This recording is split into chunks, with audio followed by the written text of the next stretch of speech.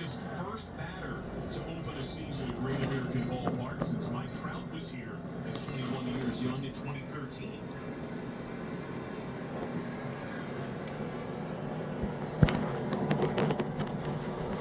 Fisted flare foul.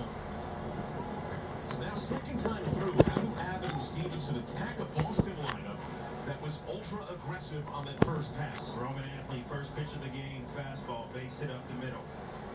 The adjustment was breaking balls, and to Roman Anthony, we've seen a lot of breaking balls early to him, and then he goes Peter late. He's up for the test still. Opposite way, he's now 2 for 2. He finished third in the American League Rookie of the Year voting to Big Amish Nick Kurtz, the Athletics. Ultimately took that trophy. Now, you mentioned health for Trevor Story early. He's bounced into a double play. He led the Red Sox with 25 homers last year. Last year marked was his first year with 360 at-bats since 2021. First pitch belted to left center and handled hiding the son, Spencer Steer. Well, the Cincinnati Reds. Injury's a huge part of it. First game of the season. Well, I thought I'd put it on here for a little while, let you all watch a little bit of that. Played just about every position. Played it well. Looking quite comfortable in left field. One of the harder hit balls by the Red Sox so far. That was one away. Now Jaron Duran reached on infield hit and stole second his first time. Duran Lark has a very different stance. What do you see in him? The Reds versus Boston. As I said, this guy is one of the better players in the game. I just think he stands tall. He just like Roman Anthony, works through the middle of the field. You can see his hands pronounced out over that plate, trying to make sure he keeps his body out of the way of his swing.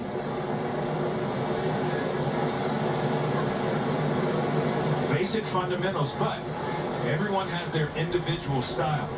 See how his hands are kind of pronounced out over that dish?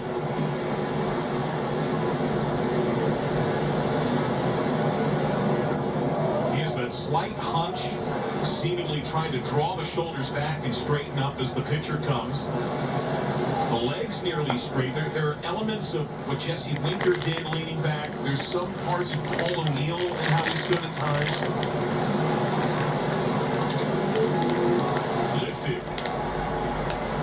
Shallow center, De La Cruz.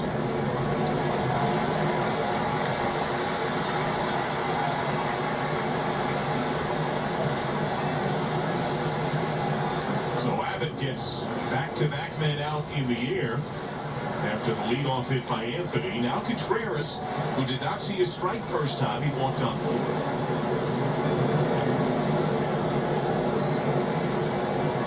Be careful early.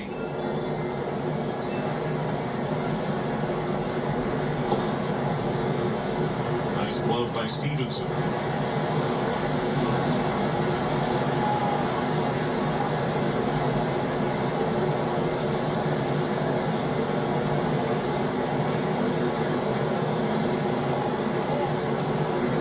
Breaking ball misses. Contreras has still not yet seen a strike.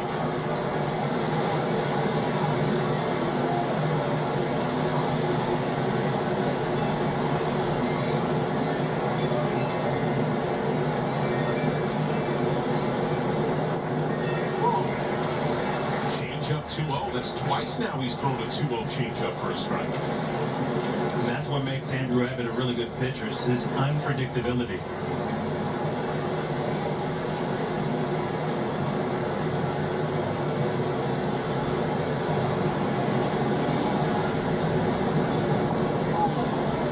You would thinking, okay, he needs to throw a strike here. He's sitting on a heater.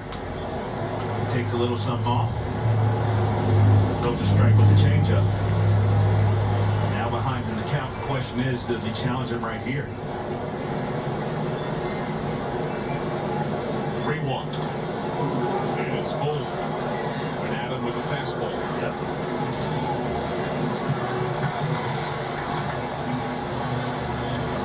First swing of the day. Get loose.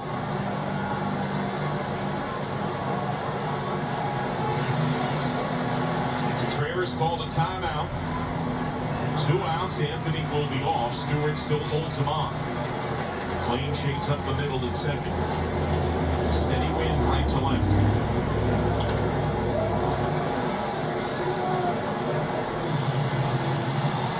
See that swing by Wilson Contreras right there. A little late on that heater. 93.5-mile-an-hour heater. I'm thinking in his head, he's thinking, okay, let me protect against this changeup. Bounce to short, De La Cruz. Abbott works around the leadoff hit. The totally revamped Duke Energy Center, part of the downtown scene, are thrown overhead of the Queen City. Nice to be able to film this here in the house. I wish I was healthy enough to go to a game like that. But I'll be lucky if I can make it to the Fairhaven Rescue Mission tomorrow night to sing for the homeless men and women and children with Randy Wallace of Oak Ridge Baptist Church. We've been doing it for 30-some years. But my health has been bad for about the last 4 or 5 months. So it'll be the first time out there in several months. And I look forward to going down. Need a little help getting in up the steps, but it'll be nice to be able to sing and play for the men and women and children that are there. Experts offer more options through groundbreaking research and clinical trials. That's boundless care for better outcomes. Hope you get to watch a little bit of this game. 1975, seatbelts have saved over 375,000 lives. And those lives that fill every seat in this stadium nearly 4 times over. Those are fathers, mothers, children, and friends who matter. The fact is, seatbelts work. So join me, Ohio, and buckle up every time you're in a car. Because seatbelts save lives. Buckle up. Spring into savings at Jake Sweeney Chevrolet. Together, let's drive and get supplier pricing for everyone on new Chevy Silverado 1500s during Chevy Truck Month. Only at Jake Sweeney Chevrolet, Tri-County. JakeSweeney.com. I'm so hungry.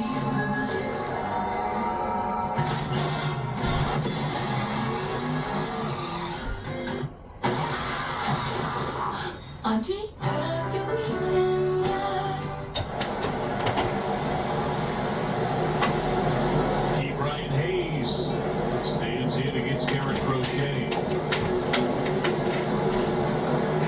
Pitch miss. Hi.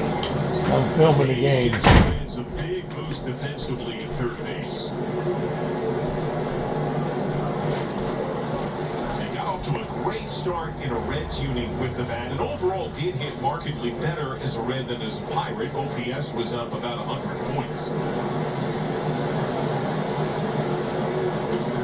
You know, in spring training, John, we obviously worked on a lot of his hitting with Valleca and Alex Baez, Will Remillard.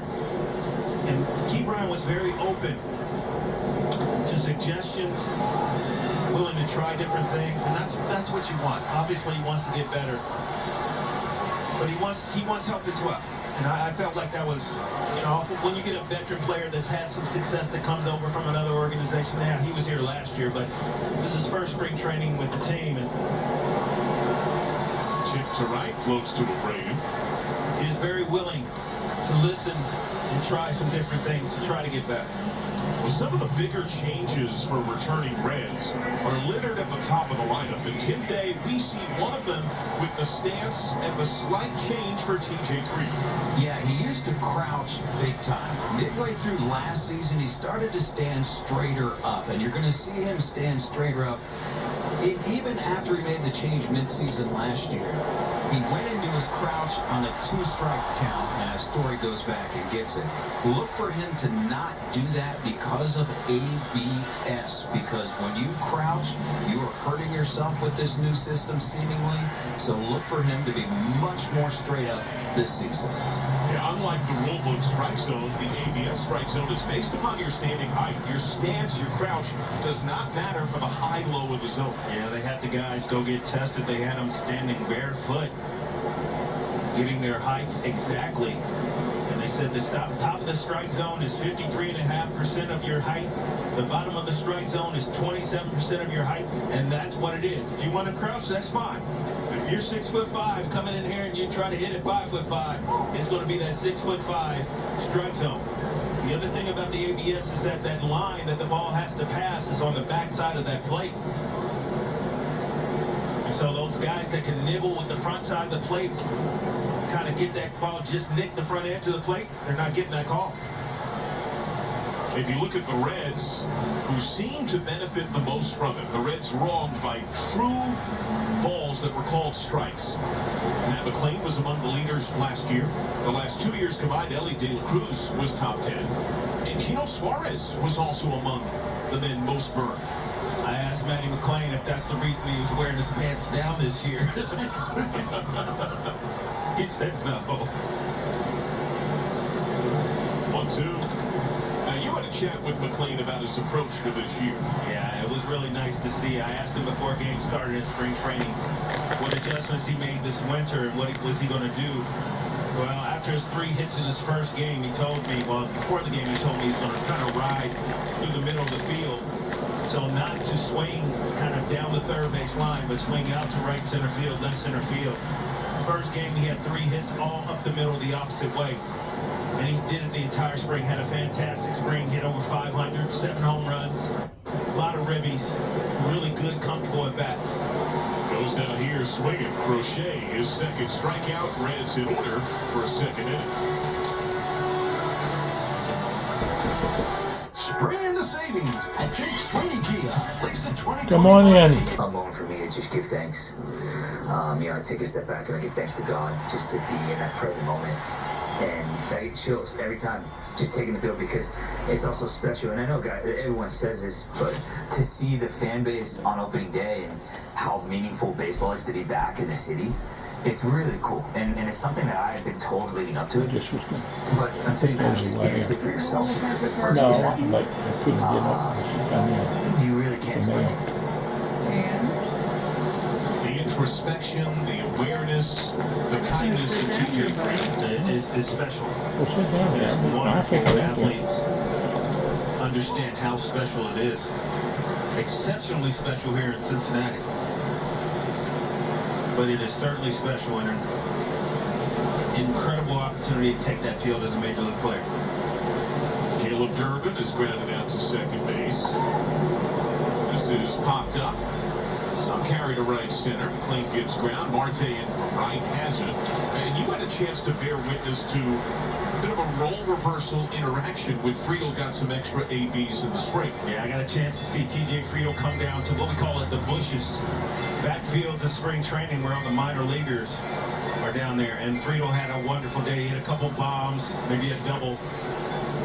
He comes in and I see the guys afterwards in the lunchroom in the cafeteria talking about the beast that TJ Friedel is. And it was really great to see because I remember TJ Friedel when he was a minor leaguer and he was talking about some of the major league guys that would come down from the big league teams to the bushes. So it's kind of full circle to see the young players talking about the now veteran TJ Friedel. Bit of a Lion King moment. And one of the charges of Terry Francona this year to try to make sure he gets a little bit of time for TJ Friedel. When Tito dissected his own first season with the Reds, he thought he might have played a little too much. Might have done the same with Ellie De La Cruz. And we saw Friedel also get some reps in spring, particularly early in left field with some of the other depth they have in the outfield. Yeah, options are important. And everybody in, you talked about Ellie De La Cruz wanting to play 162 games. I think that's great. I think every player down there wants to play 162. On the backhand, De La Cruz. And maybe played a little too much of TJ Friedel, of Ellie De La Cruz. Now, you can play 162 games. That doesn't mean you have to play 9 innings of 162. Did I hear a ding? There it is, hot corner. First is Joey Votto to play all 162 for the Reds. The clock by the way, across the terrace. What a great ad. Kind thanks to Joey Votto. Yeah, pretty awesome. He kept that on reps because I talked to him a few times this winter. Yeah. He had not made mention of that. Pretty cool. How about the Andrew Abbott? All three men he's faced this inning. First pitch curveball. Top to Hayes. Smooth for Abbott and Stephenson.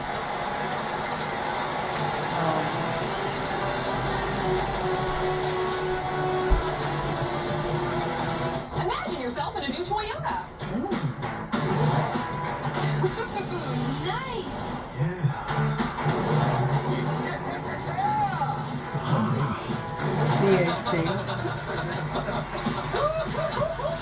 They're twice as bad amount. With 4.99 APR financing, get $5,000 cash on 25 Tundras or 2.99 plus 1,000 APR. My, oh my. Grounded out.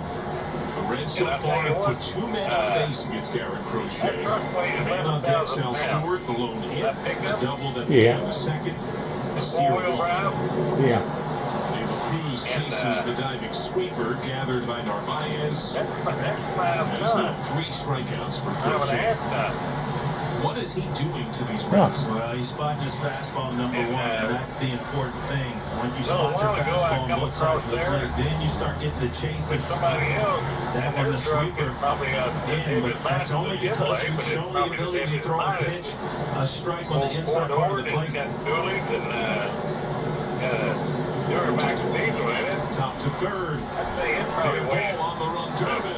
Either a little more mine or run at the same price, same weight. And so with the pitcher who's delivering his fastball, the Reds are selectively trying to jump on first pitches. Well, you're trying to get to these starters early. Not necessarily about pitch count anymore when you have a stud like Crochet on the mound.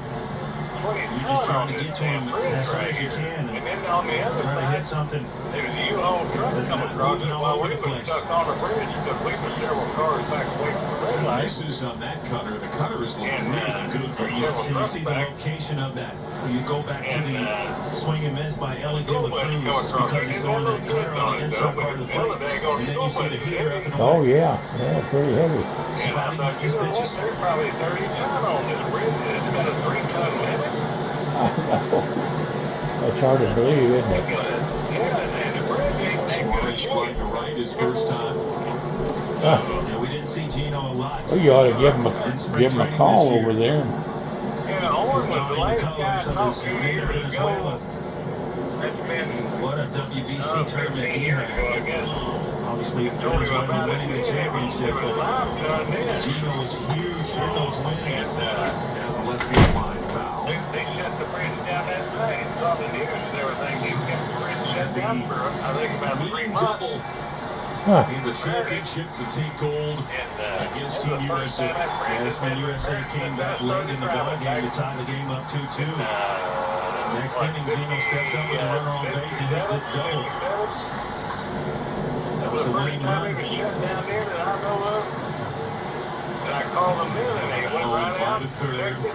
49 homers last year between Oh, I'll be his time daggone. with Arizona and Hey, Seattle. while we were sitting on it, 7 seasons with the there Reds was a from daggone 15 train through come underneath 21. us there, and you could feel the train coming. You know, Oh my, I yeah. can't tell you I thought, you know the what? smiles that I saw on Bridge collapsed, people we fall right in down spring on training. that The daggone smiles that I I saw know. on fans here in Cincinnati. Yeah. Once the word was I know. out that we re-signed Gino. Gotta know you can get down, walk up, Fantastic player, feel incredible it, man. get off the bridge. I believe I'd give him a call if I was you. At least suggest that they go look at Dude, it. I thought, you know what? I talked to a guy named Owen the last time, and they come right out and shut it down. So we get a challenge, our first of this game. It comes from I Carlos think he was getting about Narvaez. ready to retire anyway. But I tell you what, I'm going to find out who I got to talk ABS to power again by tomorrow Tim morning Ball and confirms the talk strike. to him about that. They need to do Red something on Sox that win bridge. the challenge. Boy, The that's- game is over. Part of the order. In order. Crochet has struck out 4. He's tossing a 1-hitter. Sitting on one side of it. Yeah, right. Yeah, we were Goodness. close to 10 ton, maybe 15 ton. Goodness gracious. Two vehicles, and there was another one on in front of them, one behind us, and Hey, when that train comes through, you feel like Bret? Ain't Yeah. no way it's sound. No. No, I'd say you're right. Well, everything else going okay for you? Yeah, everything. I'm getting quite a bit done up here, and helping my brother out too, getting him squared away. Well, good. It's Truck Month with the Ford Crew. How's your son doing? Well, he's really good. He's down there in Florida, working at Union Job down there, and he's getting his house redone while he's down there. Oh, is he still living over in Campbell County? Hey, he's still got that place over in Campbell County too, and he's working on the house he's got in Florida down there. Oh, yeah, good. He's been that place down there about 30 years, I think, out of Florida. Well, tell him I said hello. I will, yeah. Well, anything else happening? Yeah. Well, let me know if you're going to be stopping anyplace else. Okay, well, hang in there. We love you. Bye now. And for a limited time, Reds fans can get an additional $1,000 off a sunroof, screen room, or patio cover using promo code GOREDS.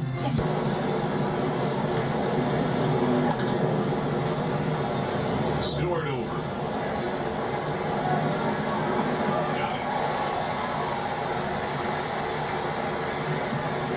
T-Mobile members get free MLB.TV. Redeem at T-Mobile.com/MLB. Hope you're enjoying some of these shots of really creative series of looks all around the ballpark. Cedar Rafaela bounced into a double play his first time.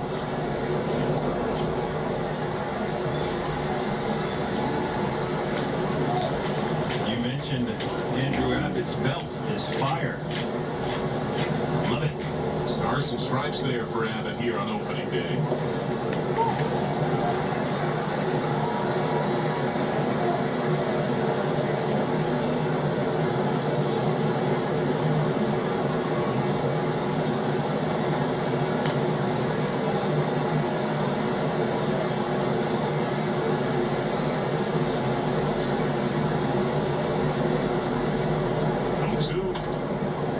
Tap to second.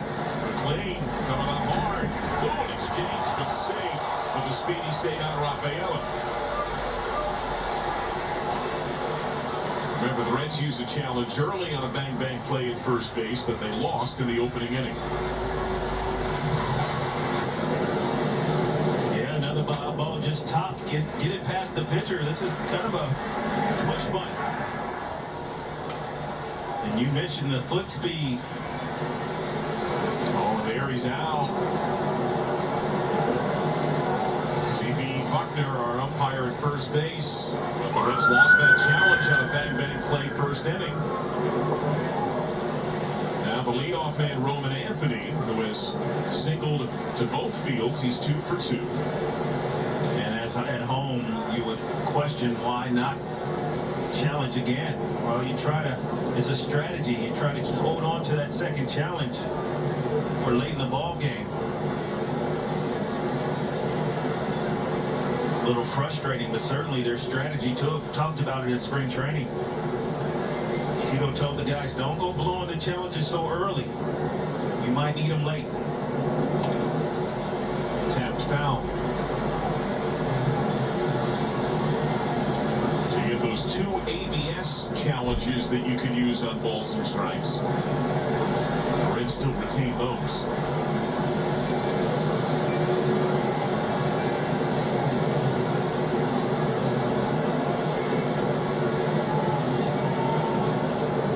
Up and in. A left-on-left matchup. Abbott, the first lefty to start opening day for the Reds since Mike Redlinger in 1998. Who only got the nod because Dave Burba was traded for Sean Casey just before opening day. That hung a bit, knocked down by Stewart. He's hurt. He's clutching at his hand. The glove off. Everyone's safe. And Stewart limping as he examines that left hand and wrist.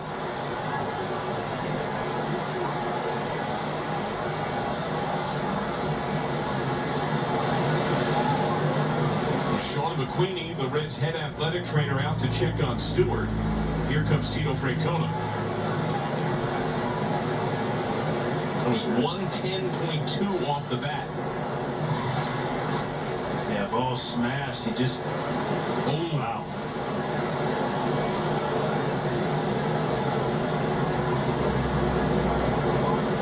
Looks like this ball gets him in the palm of the hand as opposed to the wrist.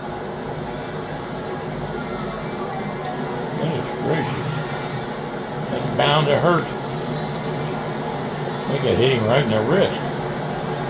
Now, the Reds have the luxury of Spencer Steer playing in left field, who is a versatile position player, but is best at first base, where he was a finalist for a Gold Glove last year. So if you had to make an in-game change, and perhaps with a lead in certain spots you might elect to make in-game changes, you do have that possibility. Stewart, though, is such a powerful and impactful bat. Only have one hit so far in the game. If he can stay in, you'd love him to be in there to be able to swing. Also have Nathaniel Lowe on the bench, who you can see is ready if needed. And Suarez has played some first base as well, but you'd lose your DH in that regard. Looks like Stewart's okay. This is real time. Yeah, I think we caught a break right here. This ball you mentioned, 110 off the bat. Sal basically has no time to react. Look where this ball gets him. So you got him on the meaty part of that hand as opposed to that wrist. Caught a break right there.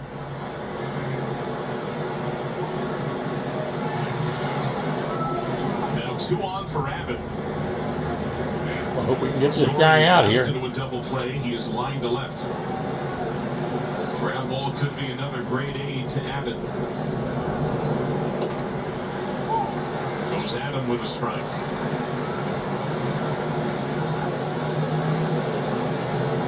Come on, boys. Red legs. Whoop-a-doo.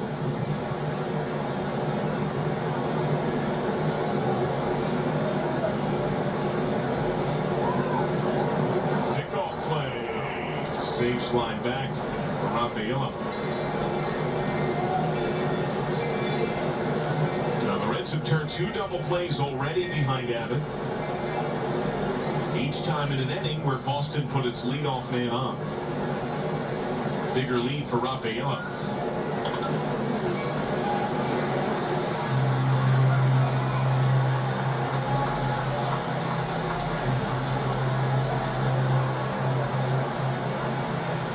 Come on, boys. Red legs. You can do it. Let's have to get going. The changeup got him to 2 strikes.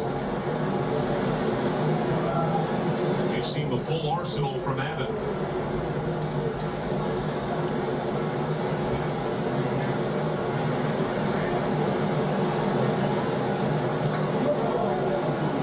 Well, that was a high one there. Whew. I think we're going to get by the catcher.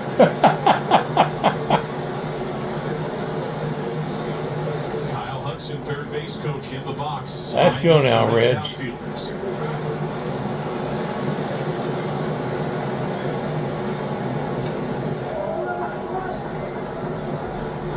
Stays alive against that high heater.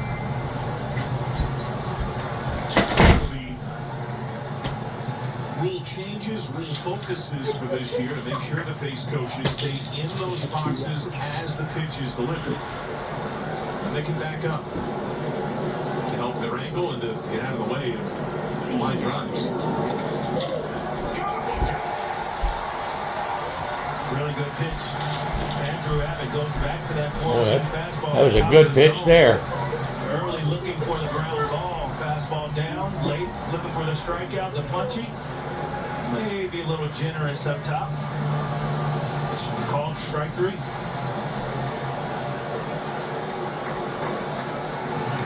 Now left on left against Duran.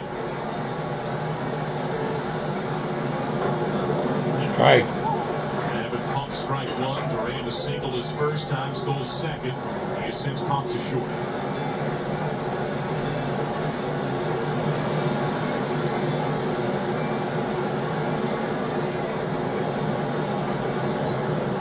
Strike. Loaded swing at that breaking ball. Oh, now You got him ahead. You're ahead on him, so hang in there, partner. Overwhelmingly strikes from Abbott. Duran called timeout and takes a moment.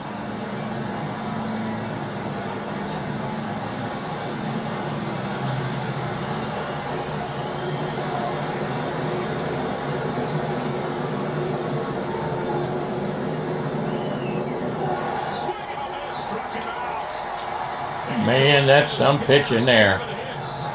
Struck him out. Got out of the union. Got out of that one. Woo, woo, woo. Baby, that's a good move.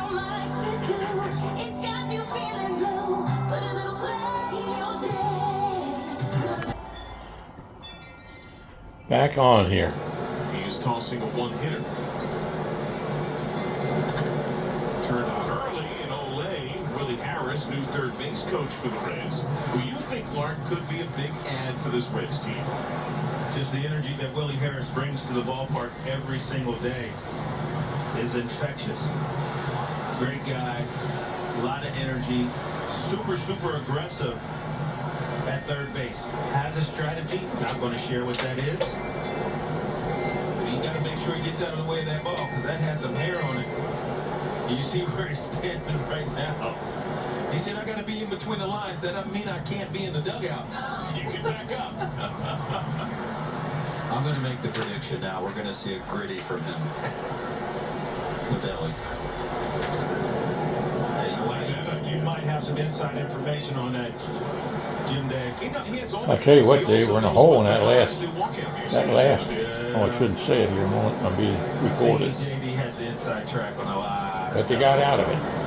Reds baseball.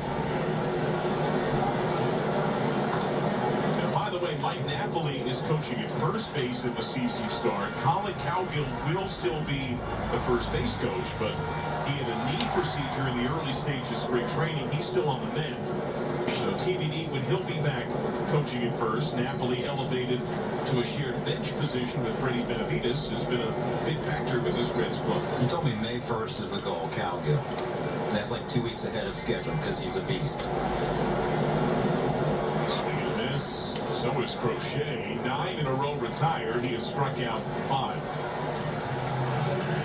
Now, while we were away, Sal Stewart had this to say after taking that line drive off his hand. Thumbs up. I'm all right. Valentino leading in the game.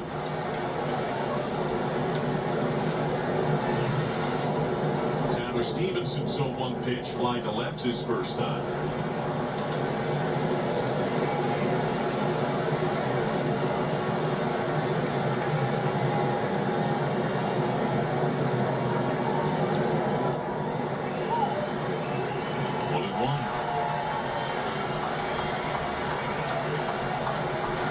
This is Stephenson batting, Jen. Whoa, for the Reds.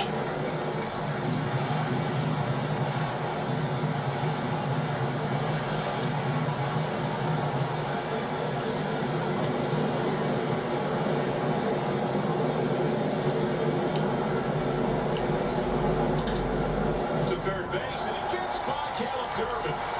Skips to Anthony. Stephenson holds at first base. Way to go.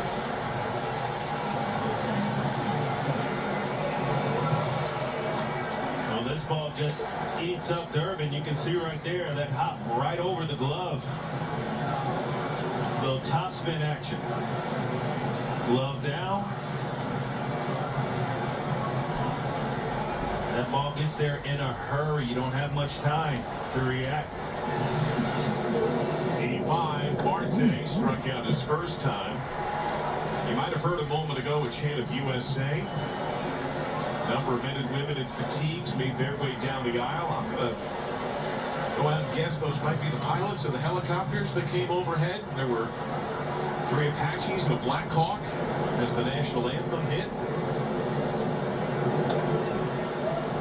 0-2. Looks like they're ready to go right on top of that Reds dugout. There they are, right down the aisle.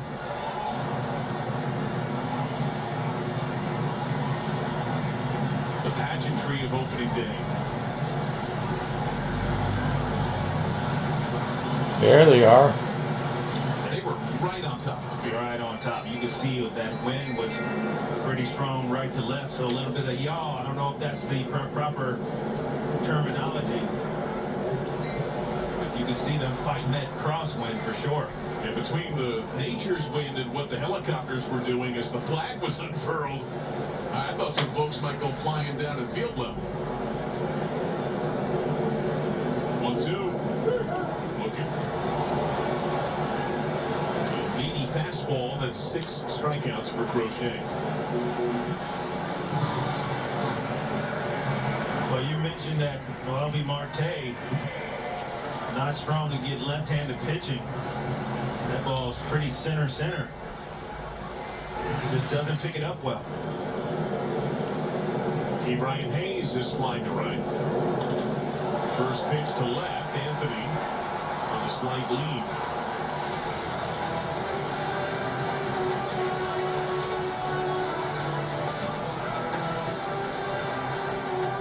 Slice so good, hit like boom.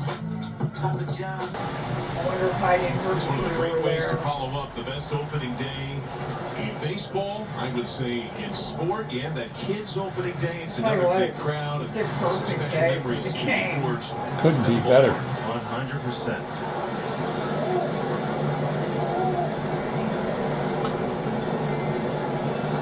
The place is Wilson packed. Contreras leads it off. Traffic was A soft insane. strike served by Abbott. Contreras has walked his, bounced to short.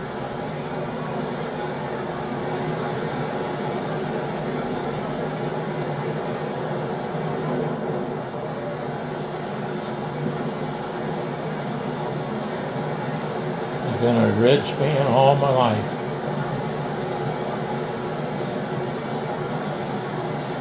I've seen some great games over the years and some great players. Popped up. Clean called off by Dale Cruz, who adjusts and lunges to make the catch. McClain made the call the whole way, but seemingly in Dale Cruz's territory. Ultimately, they make the play. Well, this ball starts off at second base. And then we mentioned that crosswind. They almost run into each other. Definitely over second base. You as can it tell it's the starts. first game of the season. And the big fella says, you know what, I'll take over from here, bud. Can't come over this side of the infield and expect to catch the ball. Caleb Durbin. He had the misplay. And the game's lone error led Stephenson to reach last half inning. At the plate, he's bounced to second. He is flying to right.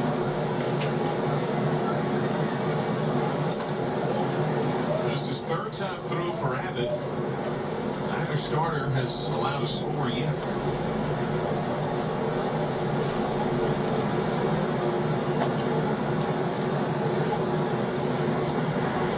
Well, we mentioned in spring training how Andrew Abbott didn't quite have command of his fastball. I think what you see right here is the difference between when it counts and when you're working on things. Very different pitcher, Andrew Abbott, what we're seeing on the mound right now. And that changeup that was inconsistent in spring, showing a little deception here. Well, he threw that one ahead in the count. In spring, he was throwing it at any count, which he would not do in the regular season. Right to McClain.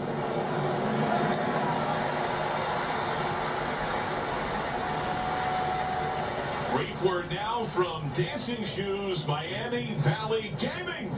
Get ready to get lucky at MPG. With over 2,200 of the best gaming machines, we got you covered. You should have seen the disappointment once the jazzy music wasn't there. It's a known commodity, right? Yeah, it was just. Yeah, see, this is what we're looking for. Right. But we gotta get a little wider so we can see. Look at the face right there. 1-1 on Abreu. Oh, the disappointment. I don't know. We might have to change up the music a little bit. There it is. That's the disappointed Joe.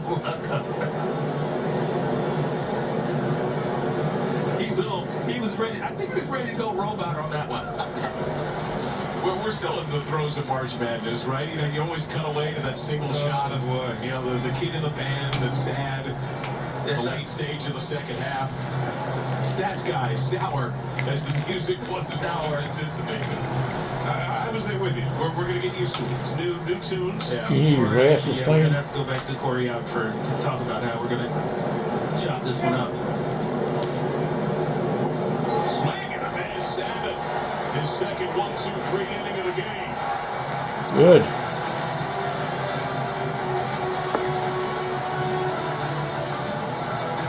Everyone needs a solid roof over. That's why I call her Back Sloppy on. Joe.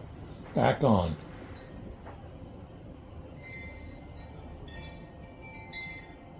What did I do? Turn the sound Oh, off? you have to. I muted. Yeah, sorry. Early. And comes out and throws up 6 zeros. Fantastic, Andrew Abbott. Now the Reds tried to tag Garrett Crochet. Boston seemed to sniff out a bunt, pinch the corners before Friedel showed square and yanked it back. Friedel has grounded to first. He is softly popped to short.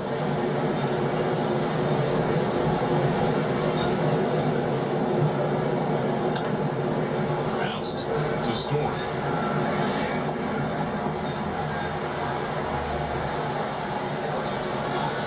Got 7 ground outs in his 6 innings to this point. That's now 5 ground outs induced by Crochet. Who blinks first? And McLean has fly to left. He has struck out. And Jim Day, there have been some tweaks for Matt McLean to try to improve in 26.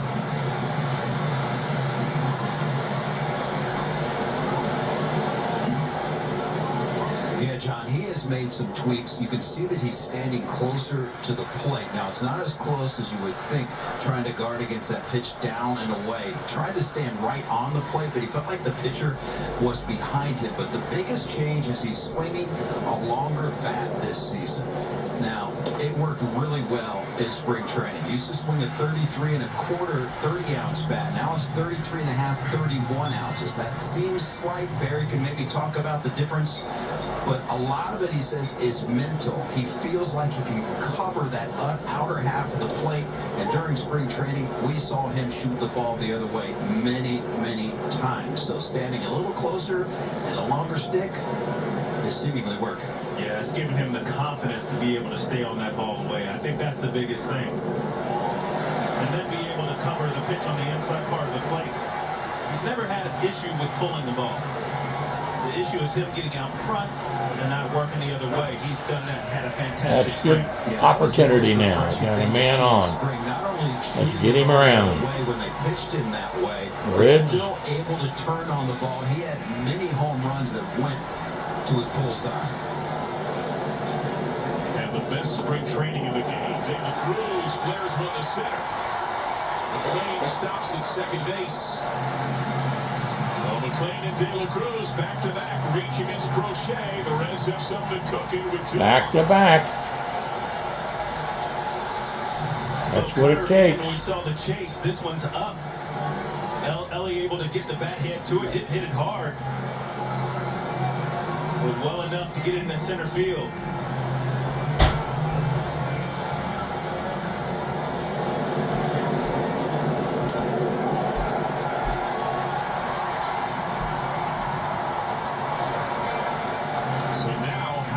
Crochet and Narvaez go after Sal Stewart, who has the best batted ball by a Red today. He drilled a double left center to the wall to begin the second. He has since grounded out to third.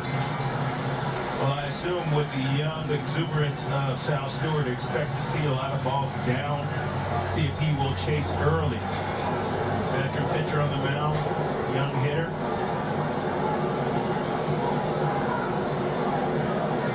From the stretch.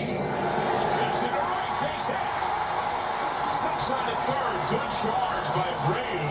Two-time Gold Glover And a line throw to the plate. The bases are loaded. The bases are loaded, June. Cincinnati Reds. Whoop-a-doo! Looks how he just kind of blocks this ball. It's not a kind of a half swing, if you will, trying to hit that ball into that gap right there. Not trying to do too much with it. Very, very mature young man, and Sal Stewart handling that back well. Got the bases loaded with the Cincinnati Reds. First pitch down the right field line, foul. He is fly to right. He is struck out looking. Lifetime bases loaded, 289. 8 career grand slams.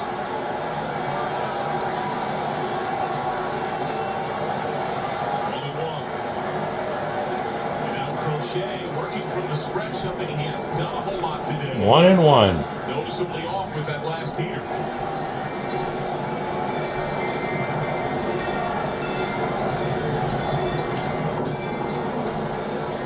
One and two. What we need here is a little hit. Let's get that run in. Get that run in. Opening game of the season, bases loaded. Come on, Reds!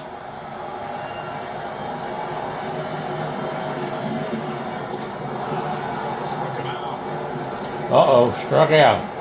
That's not good. That was that cutter underneath the hands of Eugenio Suarez. Very effective pitch because Crochet is able to throw that ball on both sides of the plate. Right over the top of that cutter.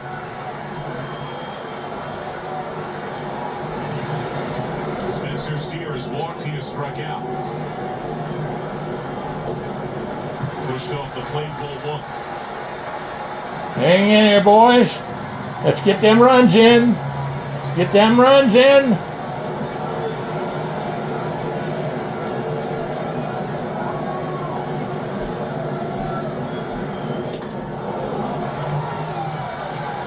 Count squares at 1. 1-1. Starting his 25th season as a manager, Terry Francona sees a grand opportunity.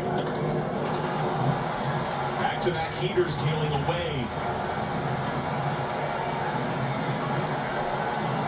Come on now, we need a hit. Need a hit. Need a hit. Those 2 heaters up and away. Right underneath the hands of Spencer Steer. Into the spot.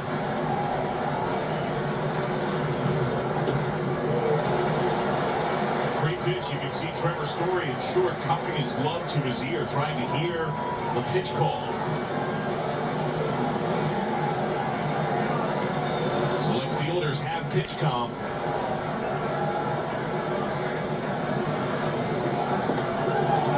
Full count. Could the Reds get a run? 3-2 here. Full count. Walking, we get a run. Walking, we get a run. Whoop-a-doo! Come on, boys. Oh, he struck him out with the bases loaded. Oh, goodness gracious. That's a sad moment, I hate to say. But we at least tried. Woo! Mercy. In Kentucky, caught sex trafficking 2 girls. 4 decades as the stage manager. Jesse Jackson. At home, on the road. Tributes poured in from all across the country for a Cincinnati institution. If you hear the word stand by, you knew Jesse Jackson. 1949 to 2025. A friend to all, a helper to those who asked, a part of our TV family. And he is missed today very deeply. Outstanding man, Jesse Jackson. Outstanding. More tributes to come for Jesse from the Reds organization during the course of the year. Pierce Johnson on the mound for the Reds. Our Skyline Chili called the bullpen. Pierce pitching in Atlanta. Late in the game, guy. A lot of curveballs. Pinch hitting Marcelo Baier sends this to deep left center beyond the stretch dive of T.J. Friedel. Baier shoots into second, standing with the double. Oh boy. Wish we John, could thank you have. very much down here with Andrew Abbott. Outstanding start for you. Heck with spring training, right? Correct. No, it felt good. Really good defense behind me. You know, the guys were making plays, a couple double plays early. Had the ball on the ground a lot, which is I'm not used to. So overall, I think it was great. I was in the zone and I was able to get them out quick. What was the difference between spring training and today for you? I think it all comes back to the conversation with Tito and the conversation with DJ about flipping the mentality, being external. Don't worry about the results, the pitches. Just keep going out there, keep competing for the team, and we do our best what we can do. Andrew, congratulations on an outstanding outing. Good luck the rest of the way. Appreciate it. John. Appreciate that kind. Thanks to Andrew and Jim. Sacrifice complete by Carlos Narvaez. Goes 5-3. That gets Baier over to third base. No score. 1 out. Infield in. Pierce Johnson has a breaking ball that he throws a lot. And the early forecast for his usage with the Reds, he might be the guy to get him out of jams just like this one. He's now pitching it. And there is that curveball. Strike one on Cedar Rafaela. Infield hit. He has bounced into a double play.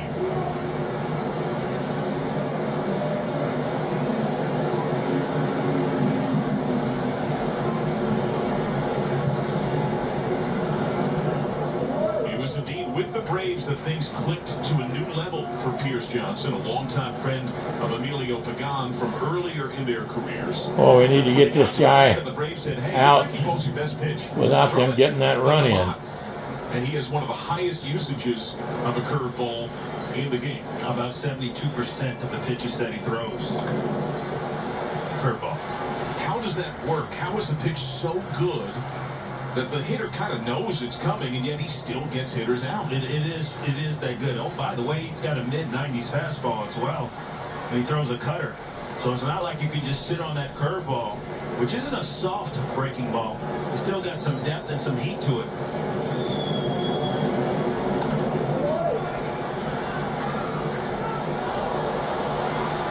It's a relative rarity to be scoreless this deep. 5th time a Reds opening day going back to 1910. Scoreless through 6. Last to 2014 against the Cardinals. Come on, Reds. He had to go to 43 against the Cardinals. Here's that heater taken 2-2. Rafaela's foot speed on display when he reached on an infield hit in the 5th.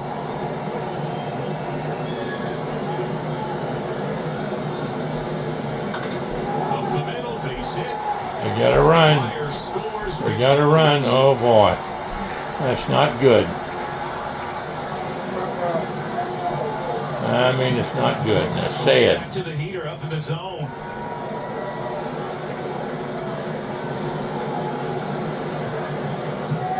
Rafaela ready for that one. There comes the run in. Well, we had the opportunity. They had 3 men on. We couldn't get one of them in. And it looks like that shot right up the middle by Rafaela will chase Pierce Johnson in his Reds debut. We'll step aside. It'll be ball against Anthony. Reds down a run. Your home is more than just walls and a roof. It's today.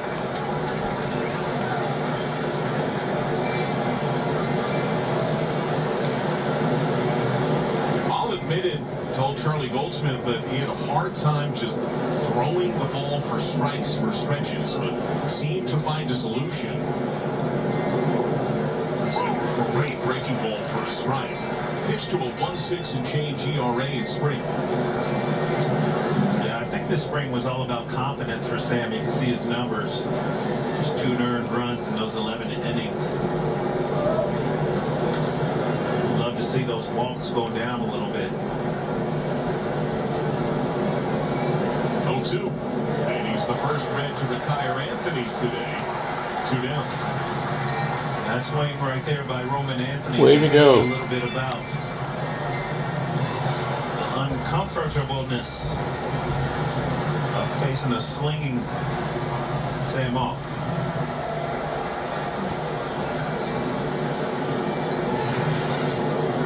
Trevor Story has bounced into a double play, line to left, struck out looking.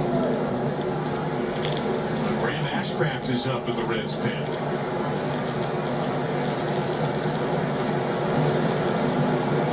Reds have been out-hit 9-3.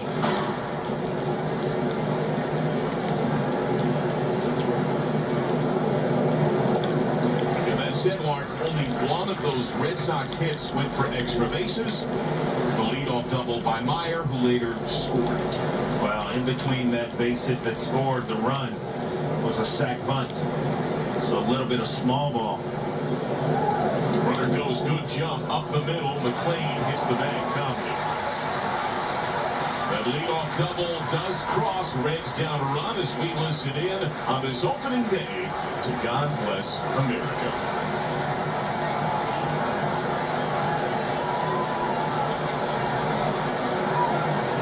Ladies and gentlemen, at this time we ask that you please stand and kindly remove your caps and face the American flag.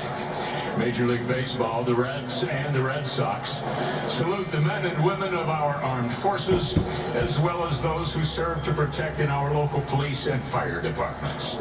At this time, please help us honor these brave men and women and all our veterans of service, and welcome retired Technical Sergeant Felina LaRock from the United States Air Force as she leads us in the singing of God Bless America. God bless America, land that I love. Stand beside her and guide her through the night with the light from above, from the mountains to the prairies, to the oceans wide with foam. God bless America, my home sweet home. God bless America, my home sweet home.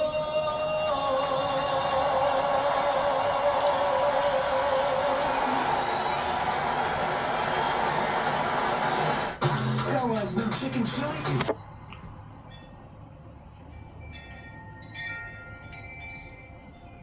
What about Join us for Kids Opening Day on Saturday, March 28th. See you there. So many ways for you to join us on Reds TV this year. However you connect, there's a channel on that screen there for you, or Reds.tv itself for $99.99 for the season. Join us. We'd love to have you. Glad you're with us today on opening day. Reds down a run. Our Toyota game summary, both starters, 6 scoreless innings. Yeah, outstanding. Andrew Abbott talked about spring training, him flipping the script. He was outstanding. Crochet is out of the game. We're into the bullpen. Justin Slayton. Somebody's got to be a victim. Let's get him. Tyler Stephenson has fly to left. He has reached on error. Takes a cutter for a strike. Righty, and you got Will Benson on deck. Poised to hit for Weldy Marte. Sweeper misses, borderline. We get a challenge. This is a catcher challenge. AB is powered by T-Mobile. Zone for a ball. The ball there, one left. Missed by 1 inch.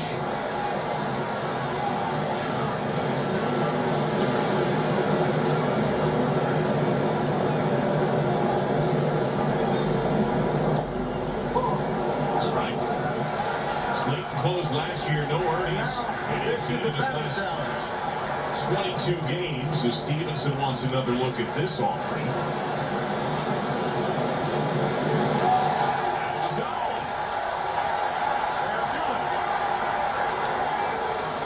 So the Red Sox lose the challenge. Tyler Stephenson wins the challenge by 0.3 of an inch. You know, John, the crazy thing is you just know. You see how minuscule the misses are. 1 inch and 0.3 of an inch. But as a hitter, as a batter, with that ball coming 95 miles an hour, 100 miles an hour, you know what's a strike. You know if that ball passes the zone. It's a crazy concept, and I can't fathom it myself now, being away from the game for as long as I've been. But these guys are so dialed in. Cutter dives. Well, we got a runner on here now. Let's get this run back. Hitter reaches for the Reds. And now Will Benson got a big roar from the crowd. Has obvious power. It is a little odd, though, because Slayton has handled lefties incredibly well. Last year, lefties only hit 189 against him. It was almost 50 points worse than righties. Power dropped as well. And lifetime, it's 188 against lefties, 245 against righties. This lefty right here in Will Benson is a little different guy. They're protecting what they're saying so that you don't know it. You can't read lips. Change and a difference. Last year came up here to Cincinnati, got sent out, stayed with that change. This year in spring training, he's had to make no changes, just kind of refine his swing. This man possesses some kind of power. We saw it full display in spring. When he first rejoined the Reds late last year, didn't get on the field a whole lot, but hit a solid September, nearly 270, showing some of that pop. Down a run. Top foul. By the way, Marcelo Baier, who had hit for Isaiah Kiner-Falefa, he set the stage with the leadoff double and scored the game's only run, has stayed in the game at second base.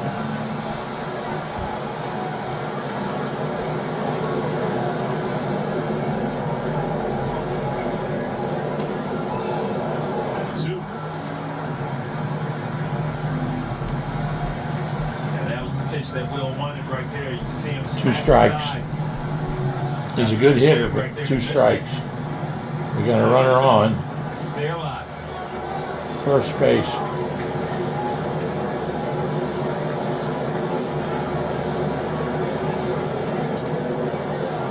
Caught foul. A bit of a troubling sun in the eyes of Roman Anthony in left, who's right in between shadow and sunlight. As the shades on, Benson has had big moments in opening series. Remember when he and CES went back-to-back against the Nats? Struck him out. I was afraid of that. 2 strike slider. You got to certainly be in position to try to stay alive. Really good pitch by Justin Slayton.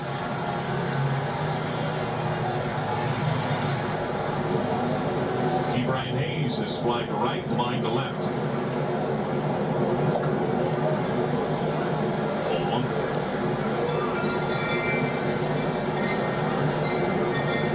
Slayton, a bigger dude at 6'4".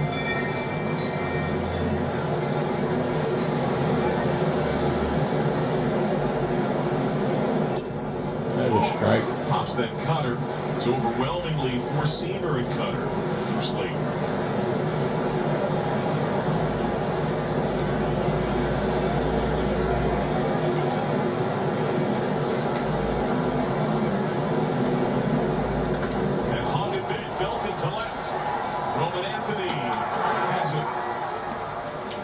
Clap of the hand of the glove by Slayton.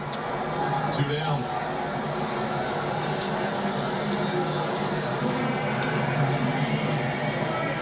Reds have not hit a ton of balls hard today outside of the Stewart double that began the second. DJ Friedel has put the ball on the ground twice. He's 0 for 3. Now the soft pop to short. He has bounced to first and short. Right.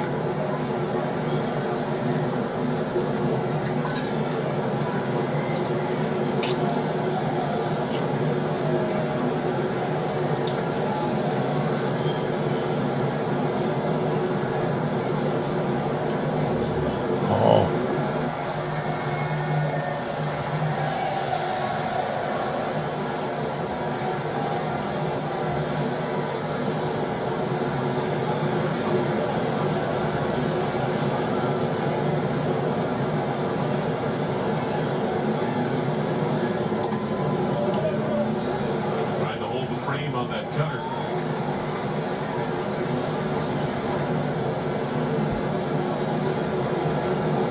2 balls and 1 strike on him. Little hit.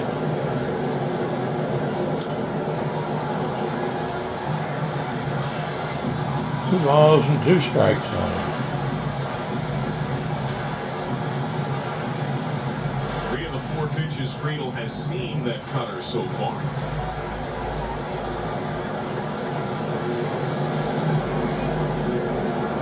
Come on now, partner.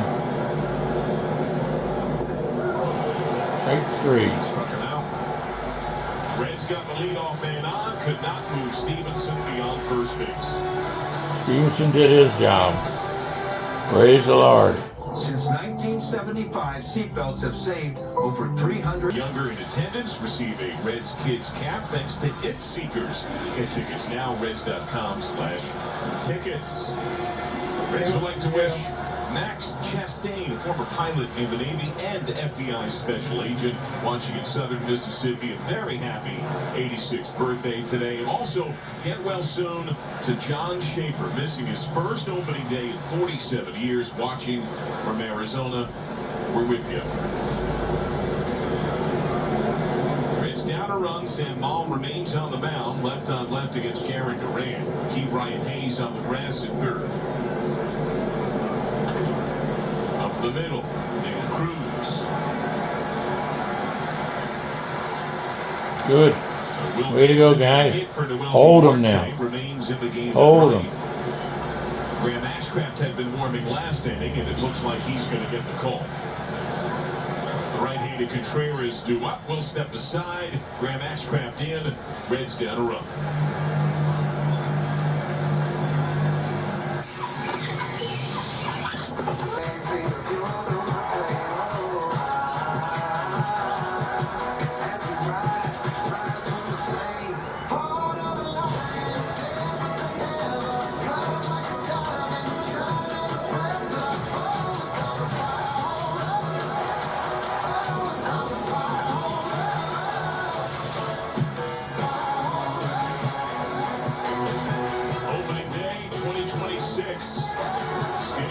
Separating the Reds and Red Sox. Wilson Contreras, the batter for Graham Ashcraft. 1. Let's get them out now. Go Reds. Cincinnati Reds.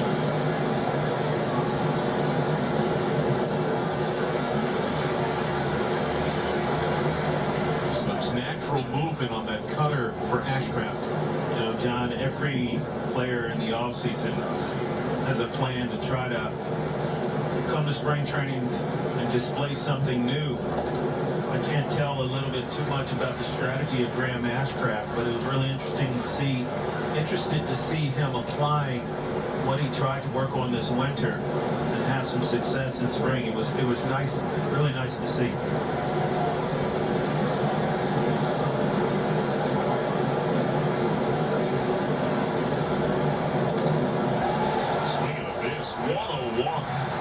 Going right at Contreras. And throwing 100 miles an hour was not part of it, but that does help. Here you go. Get ready, boys. 101 mile an hour cutter. That's not a straight ball. That's with some movement. Good luck. Caleb Durbin, 0 for 3, is grounded out twice, flying to right. There's a first pitch slider for a strike.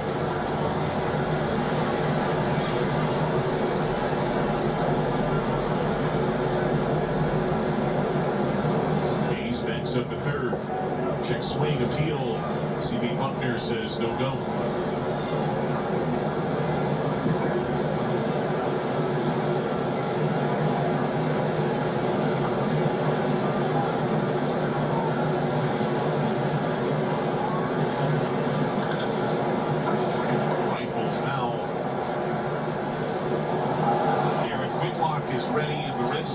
One ball and 2 strikes now. Look at that fastball in there. For how they like to finish games. And a familiar face as the end game option. Oh my goodness. In and out of an early squeeze. Really high and hard. Already set up to have their usual bridge with the hope that Aroldis Chapman be the final arm to face the Reds.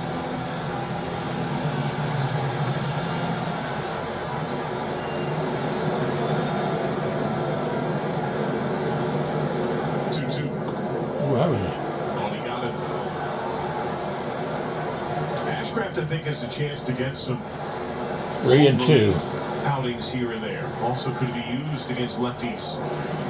That cutter bears in on them quite a bit.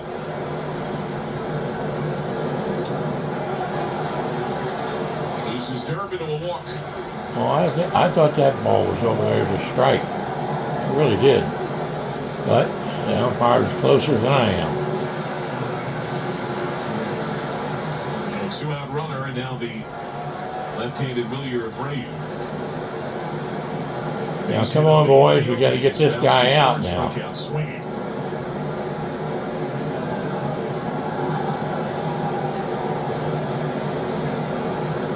Oh, boy. Among the Reds' ads, Brock Burke did not have a great spring. Another high was pitch. Excellent. Showed that today. Retired all 3 that he faced. That did translate to at least his first outing of this season.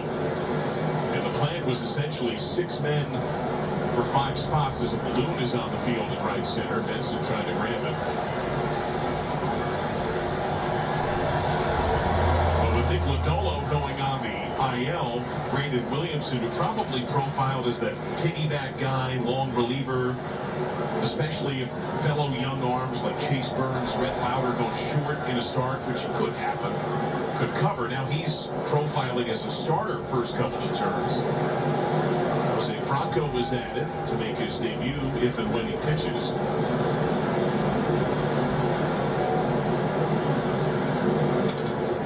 Kind of broken his bat. It's fought foul with seats. And it does look like Abreu needs new lumber.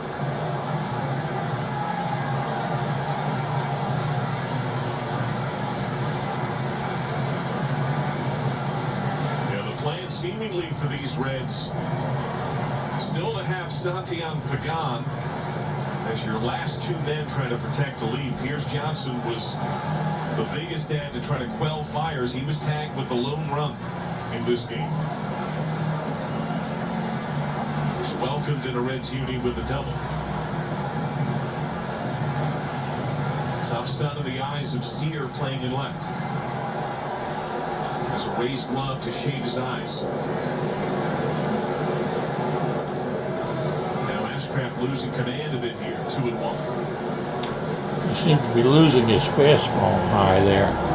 More balls than strikes.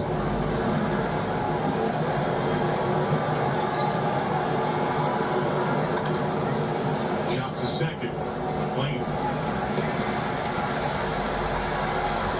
And the Reds. We got out of that inning. Nelson McLean, De La Cruz. Now come on, Reds. To the plate. When you need orthopedic care now, there's Why I take a break. Very weird.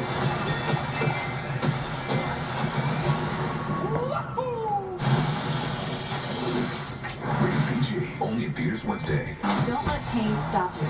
At Beacon Orthopedics, we'll help you move forward. Trusted by the pros, our expert team provides world-class care from injury to recovery so you can live without limits. Schedule your appointment today at beaconortho.com. Cincinnati Reds baseball is presented by the Ohio Department of Transportation. Buckle up. And by Ray St. Clair Roofing, your trusted problem solver. Give us a call.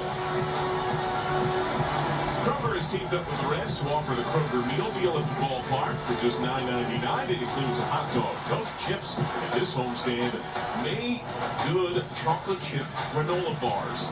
Visit Reds.com/tickets.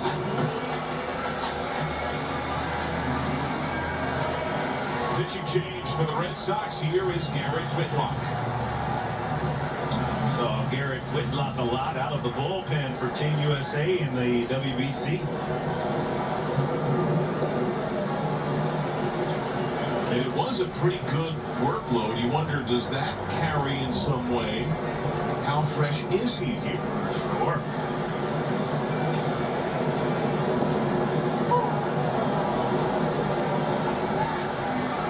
McLean walked his last time. He is fly to left. He is struck out.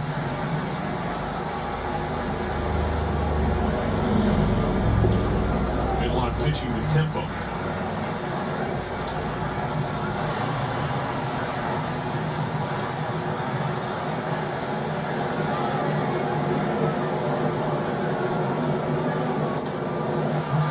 Sinker dives, 3-1.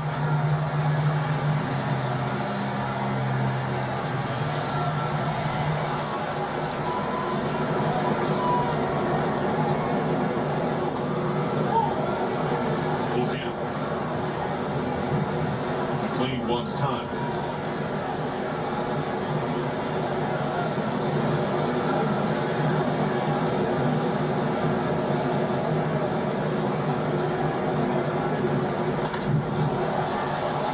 To left field. Anthony fighting that sun. One away.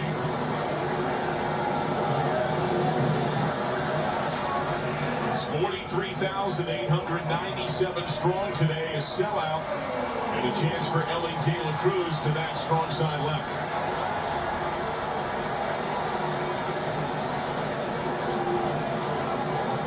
He singled ambushing a first pitch his last time.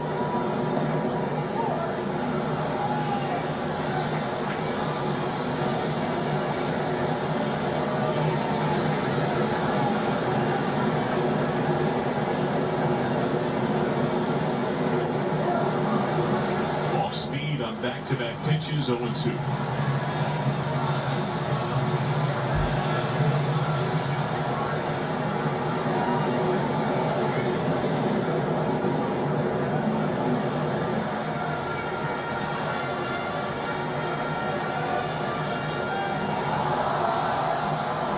What are you thinking here? Yeah, just try to lay off. I think he won't throw him a strike until he has to.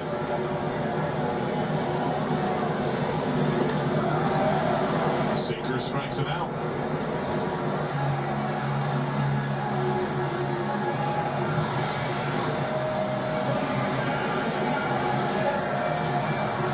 I don't think that's a strike. I think that ball's off.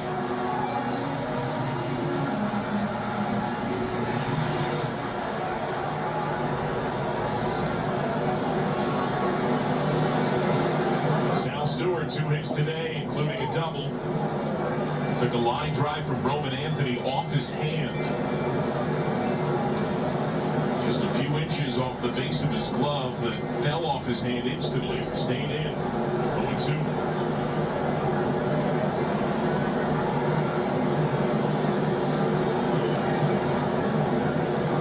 Had 5 bombs and 55 ABs with the Reds last year. Whitlock has not allowed a run in 13 big league games since late August of last season.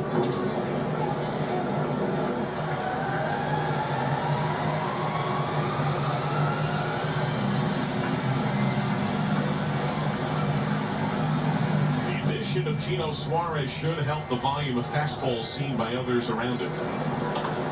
Stewart slaps that to right. Abreu can't get there, fair ball. And it's skips to the stands and double for Sal Stewart, his second of the game. And now the time run and scoring position for Eugenio Suarez. Sal Stewart just finds a way. You see him kind of choke up a little bit and just put the ball in play. The young man just gets it.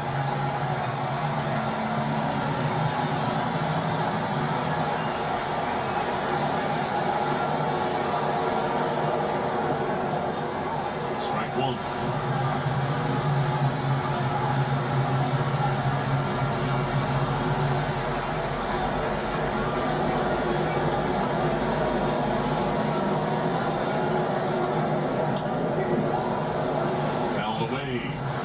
Suarez is flying to right. He has struck out once looking, once swinging.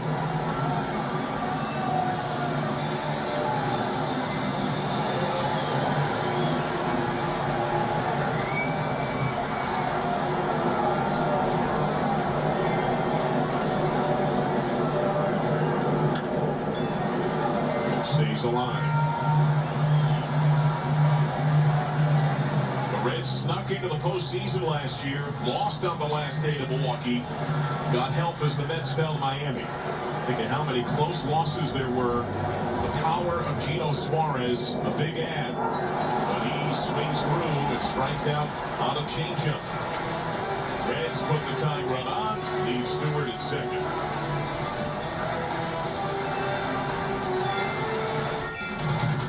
They installed the new unit and really made the team comfortable. But Lisa, I'm hearing that we have your technician Caleb at the Comfort Zone podium. Caleb, it looked like you were here to install a new unit. That's right. And the ball was in our court, and I'm proud of my 1 hour team. They got Freon in their veins.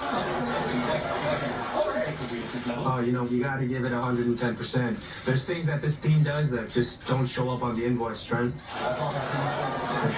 For more live Comfort updates, follow us at 1hourheatandair.com. See that brand new Hyundai Tucson out there? Yeah. I only paid. You're drinking a car. Yeah, you too. It's a Hyundai Getaway Sales Event.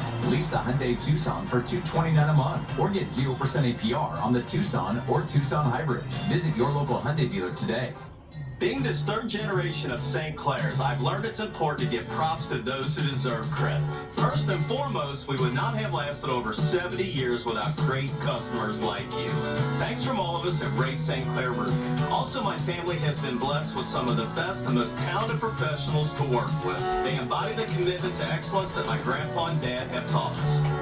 From all of us at Ray St. Clair Roofing, thank you for choosing us for 70 years. Ray St. Clair Roofing. See that brand new Hyundai Tucson out there? Yeah. I only paid. You're drinking a car. Yeah, you too. It's a Hyundai Getaway Sales Event. Now lease the Hyundai Elantra for $189 Well, I had to take a little break there. 0.99% APR for 60 months. We're still on. A century ago, our founders made a promise to always take care of their own. That promise is still at the heart of everything we do. And why our members know we'll do what's right. Because at USAA, we take care of our own. Amen. Reds down a run, ninth inning. Reds baseball coverage is powered by Major League Baseball. And the Reds powered today by Andrew Abbott. Our StatCast 3D powered by Google Cloud. Difference between spring training and when it counts. Look at his control, that four-seam fastball. Able to dot it everywhere. He was outstanding today.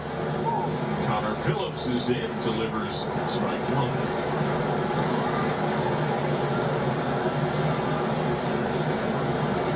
Part of the Reds' pen last year. Count level at one on Marcelo Baier, who's pinch hit double. Come on, Reds. You got to hang in there. Get them out and get that run. Grounded opposite way, base hit. Scoop by Steer. Baier's 2 for 2.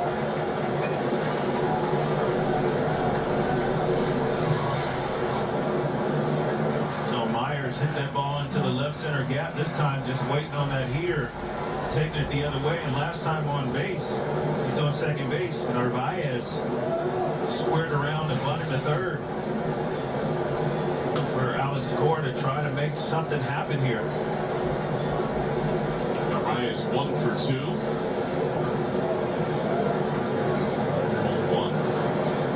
Stephenson his first time. A foul pop to first. That sacrifice in the 7th. Come on, Reds. Plays deep at third.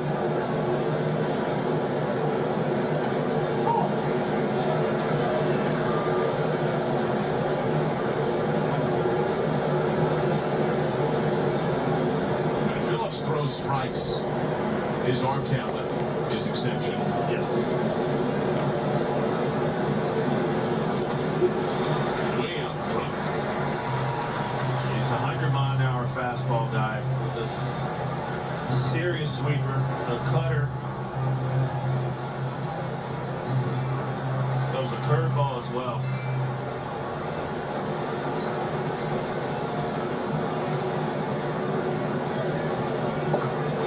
Struck him out. There you have it. Boy, I'm glad of that. We're going to lead him and get another run here. How are you going to hit this right here? Ball starts out in the strike zone. You have to commit. Dive. Rafaela first pitch, lifted to left center. Steer. 2 away. 2 away. Praise the Lord. Roldis Chapman loosens for Boston. Reds in the 9th. Will have Steer, Stephenson, Benson due up.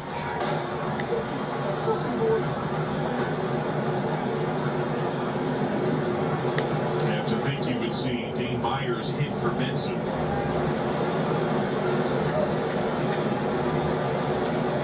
Roman Anthony, 3 hits, 1 strikeout. Ooh, boy. Little inside.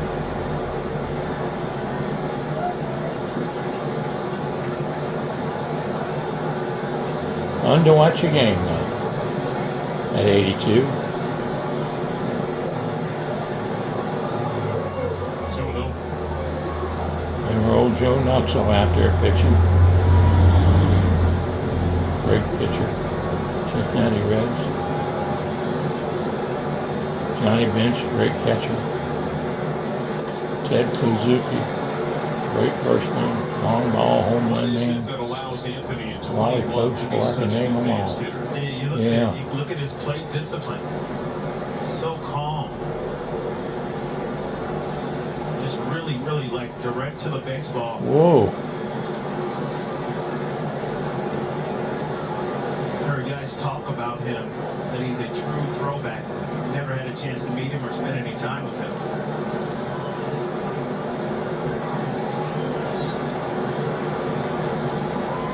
But it's really kind of a home plate awareness, knows where he is, knows the strike zone, much like Sal Stewart. These young guys.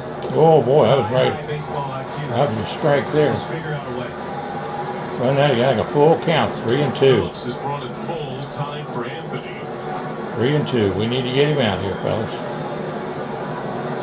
Shadow nearly swallowing up left field. Steer is still on that edge of sunlight.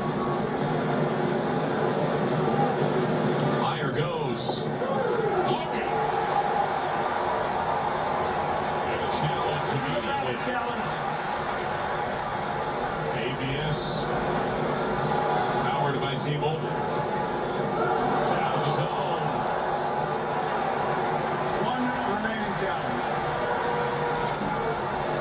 Well, they're saying it's out of the zone. That pushes Baier, and insurance run to second. It's close.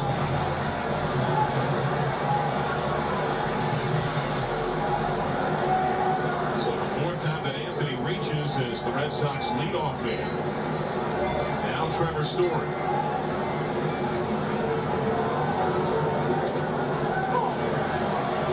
He is 0 for 4. He's bounced into a double play, line to left, struck out looking, and bounced into a force at second base.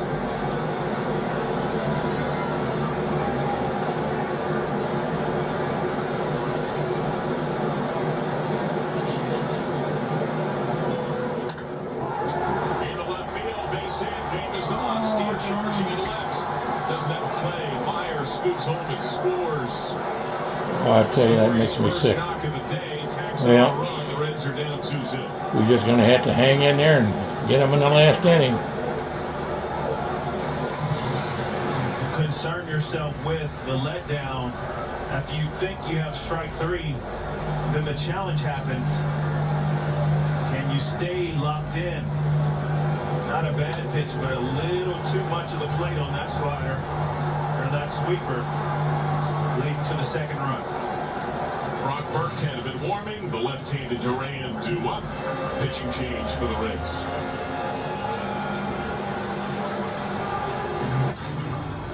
I'm so hungry. It's the Red Sox. Fans in attendance receive a 2026 Reds team calendar thanks to Kroger. While supplies last, grab seats now. Reds.com/tickets. Left on left, one of the adds to the Reds bullpen this year. Brock Burke broken back. Duran to right. Benson coming on. Can't get there. Base hit.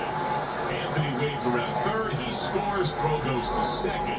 First to third Story. It's a 2-spot of the ninth, and the Reds are down 3-0. Reds are down 3-0 now.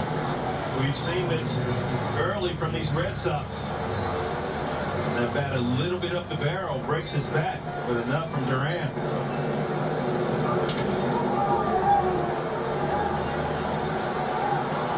Go back to that Roman Anthony called third strike in the challenge.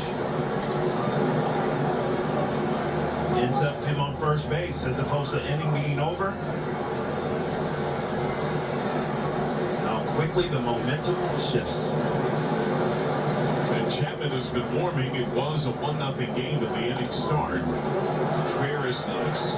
Stephenson sheds the mask. And he's got it. Oh, the Reds will need to rally against an old friend who's one of the best. Stephenson got it. In the sport. Good. I'm a 200-year-old elm, and while I might be holding up on the outside, on the inside, I'm dead.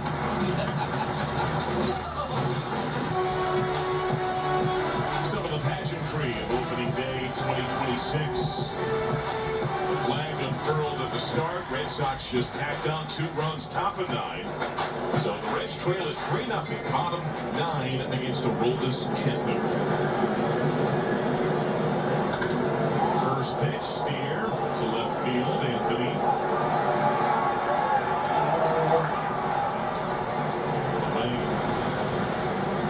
At 1 point mark last year, Aroldis Chapman, who finished top 5 in saves with 32, faced 50 consecutive hitters without allowing a hit.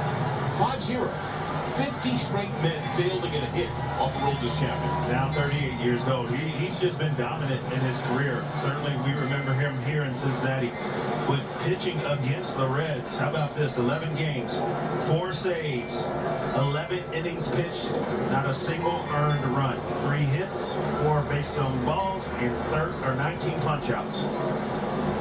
He's dominated everywhere he's gone. He's got strike 1 at Tyler Stephenson, who's reached on walk and error. He is 0 for 2. Dane Myers is on deck to hit for Will Benson.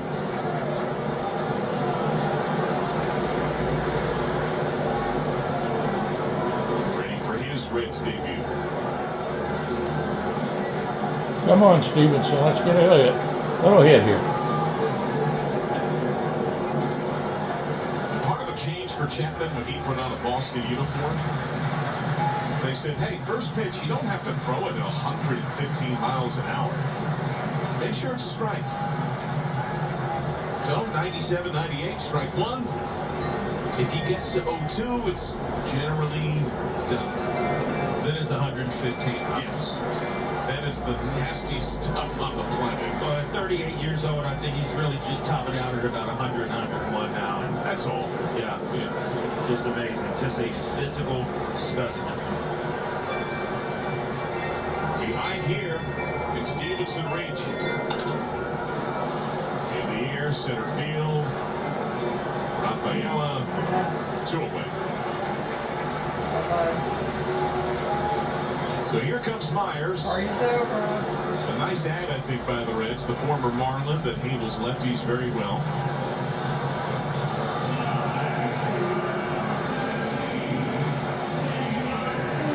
versatile defender. Reds clinging to life down to 1 out.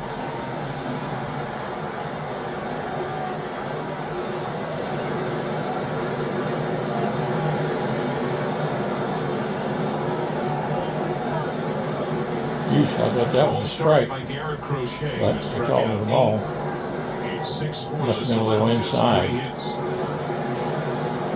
This Boston bullpen is pretty good.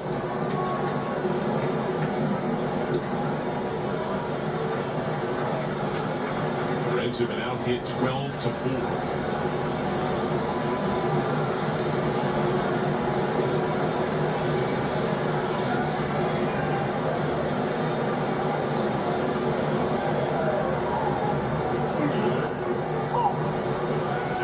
Sox cashed in on a leadoff double by a pinch-hitting Baier. The Reds left their leadoff double stranded. Sal Stewart in the second. Left him loaded against Crochet in the sixth. And a critical challenge by Roman Anthony turned what would have been an ending strikeout into a walk. And that ballooned the lead. A couple of runs in the ninth for Boston. Just a handful of plays can make a major difference.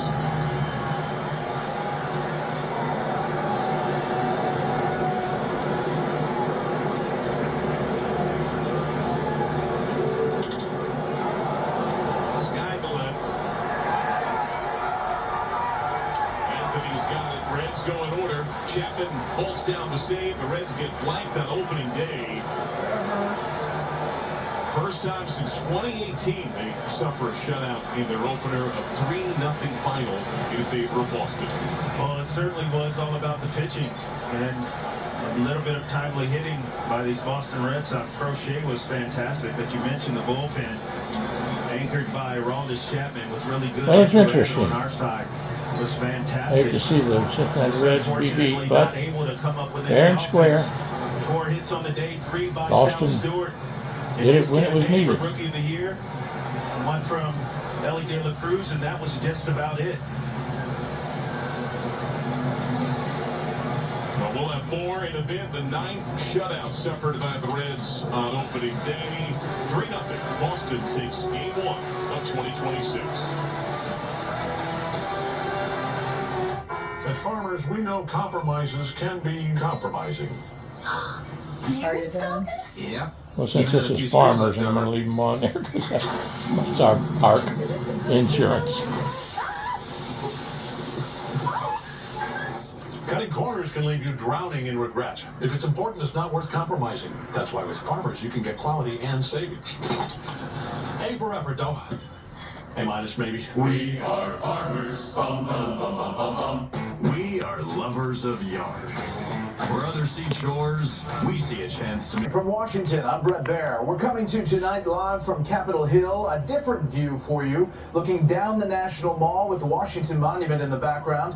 We're on the Speaker's ceremonial balcony, and in just a moment, we'll have an in-depth, exclusive interview with House Speaker Mike Johnson. We'll discuss the Iran conflict, the fight over Homeland Security funding, those long TSA screening lines, and the upcoming midterm campaign.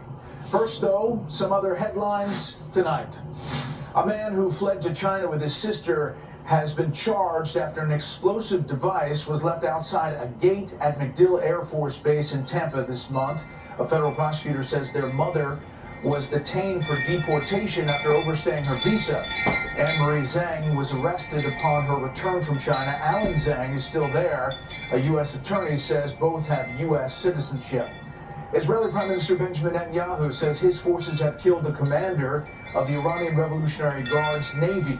Israel says the commander and other senior naval officials died in a strike overnight. Iran did not immediately acknowledge the commander's death. The International Olympic Committee agrees to a new eligibility policy excluding transgender athletes from women's events. Well, I'm glad to hear that. In line with President Trump's executive order on sports ahead of the 2028 Los Angeles Games. Stocks took a hit today. They fell sharply as oil prices rose on worries about the Iran conflict. The Dow lost 469.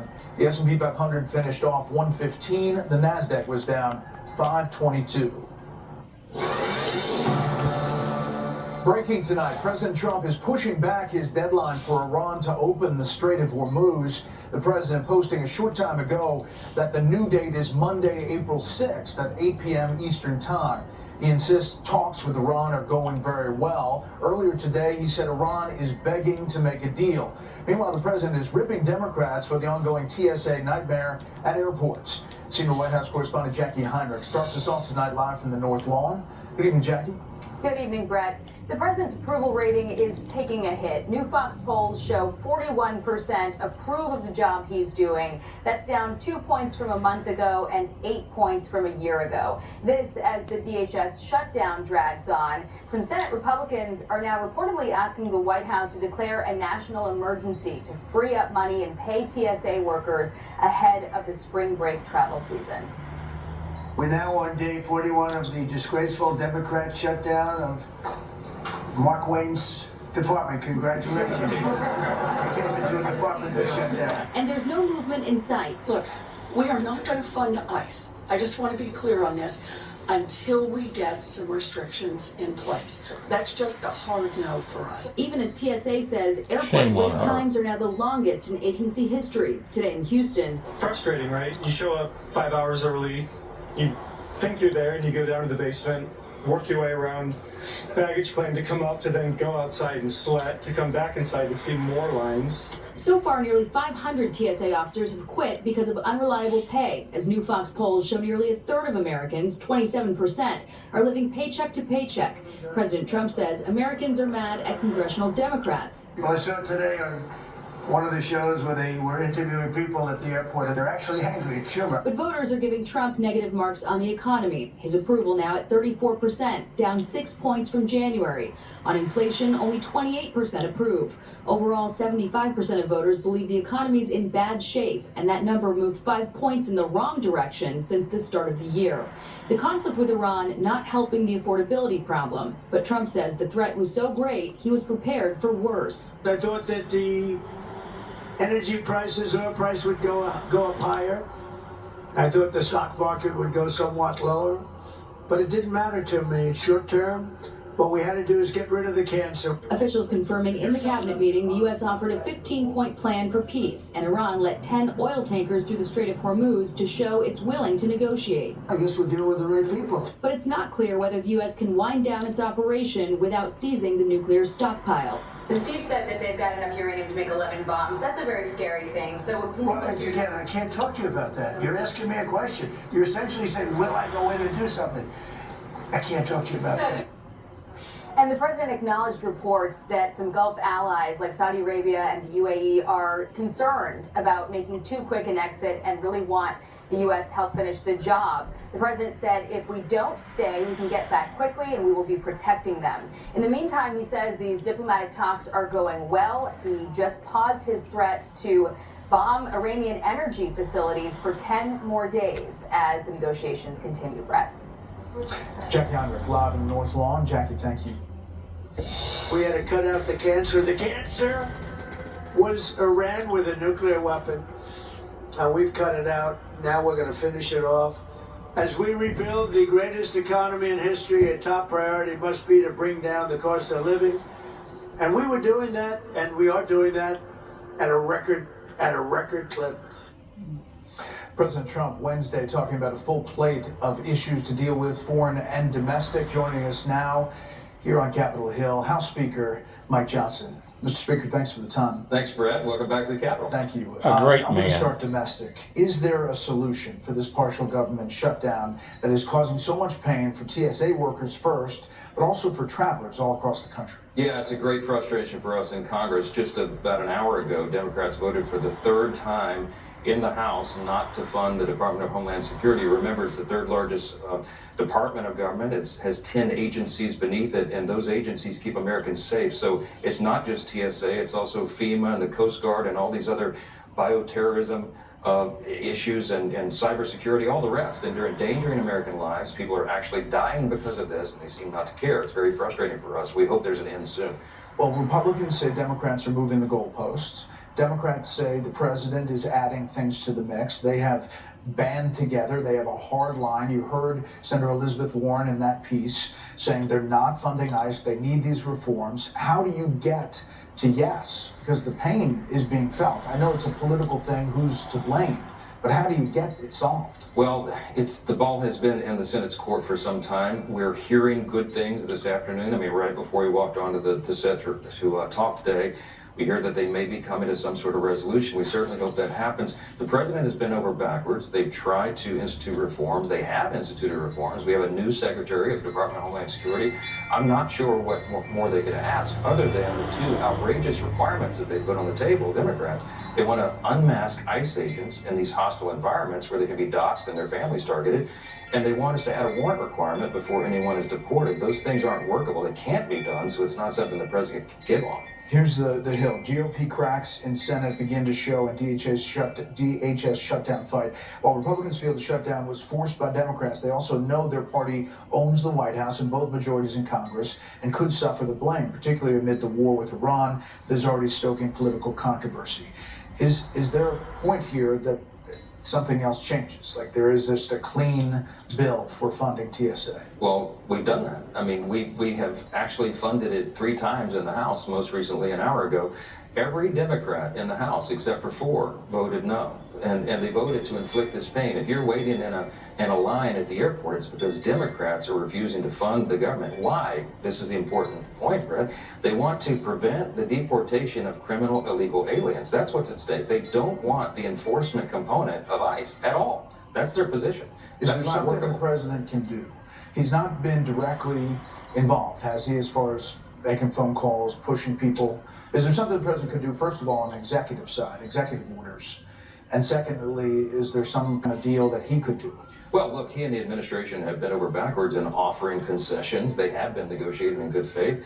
It's the Democrats who have moved the ball. And it sounds like a partisan blame game, but this is quite literally what's happened. You can look at the voting record. I suggested today after the vote, we had to blow up the tally sheet on the vote this afternoon and put it in every airport terminal around America to show them Democrats voted no, every Republican voted yes. We've done it 3 times in the House. They've tried to do it in the Senate, but Chuck Schumer is holding that up. The frustration's real. I know you hear it from constituents. I know you hear it from other lawmakers. We asked people to weigh in on X. Stephen Klum typed up, will Speaker Johnson make a motion to suspend privileges for House and Senate members to get in front of the line when they go through TSA checkpoints when flying?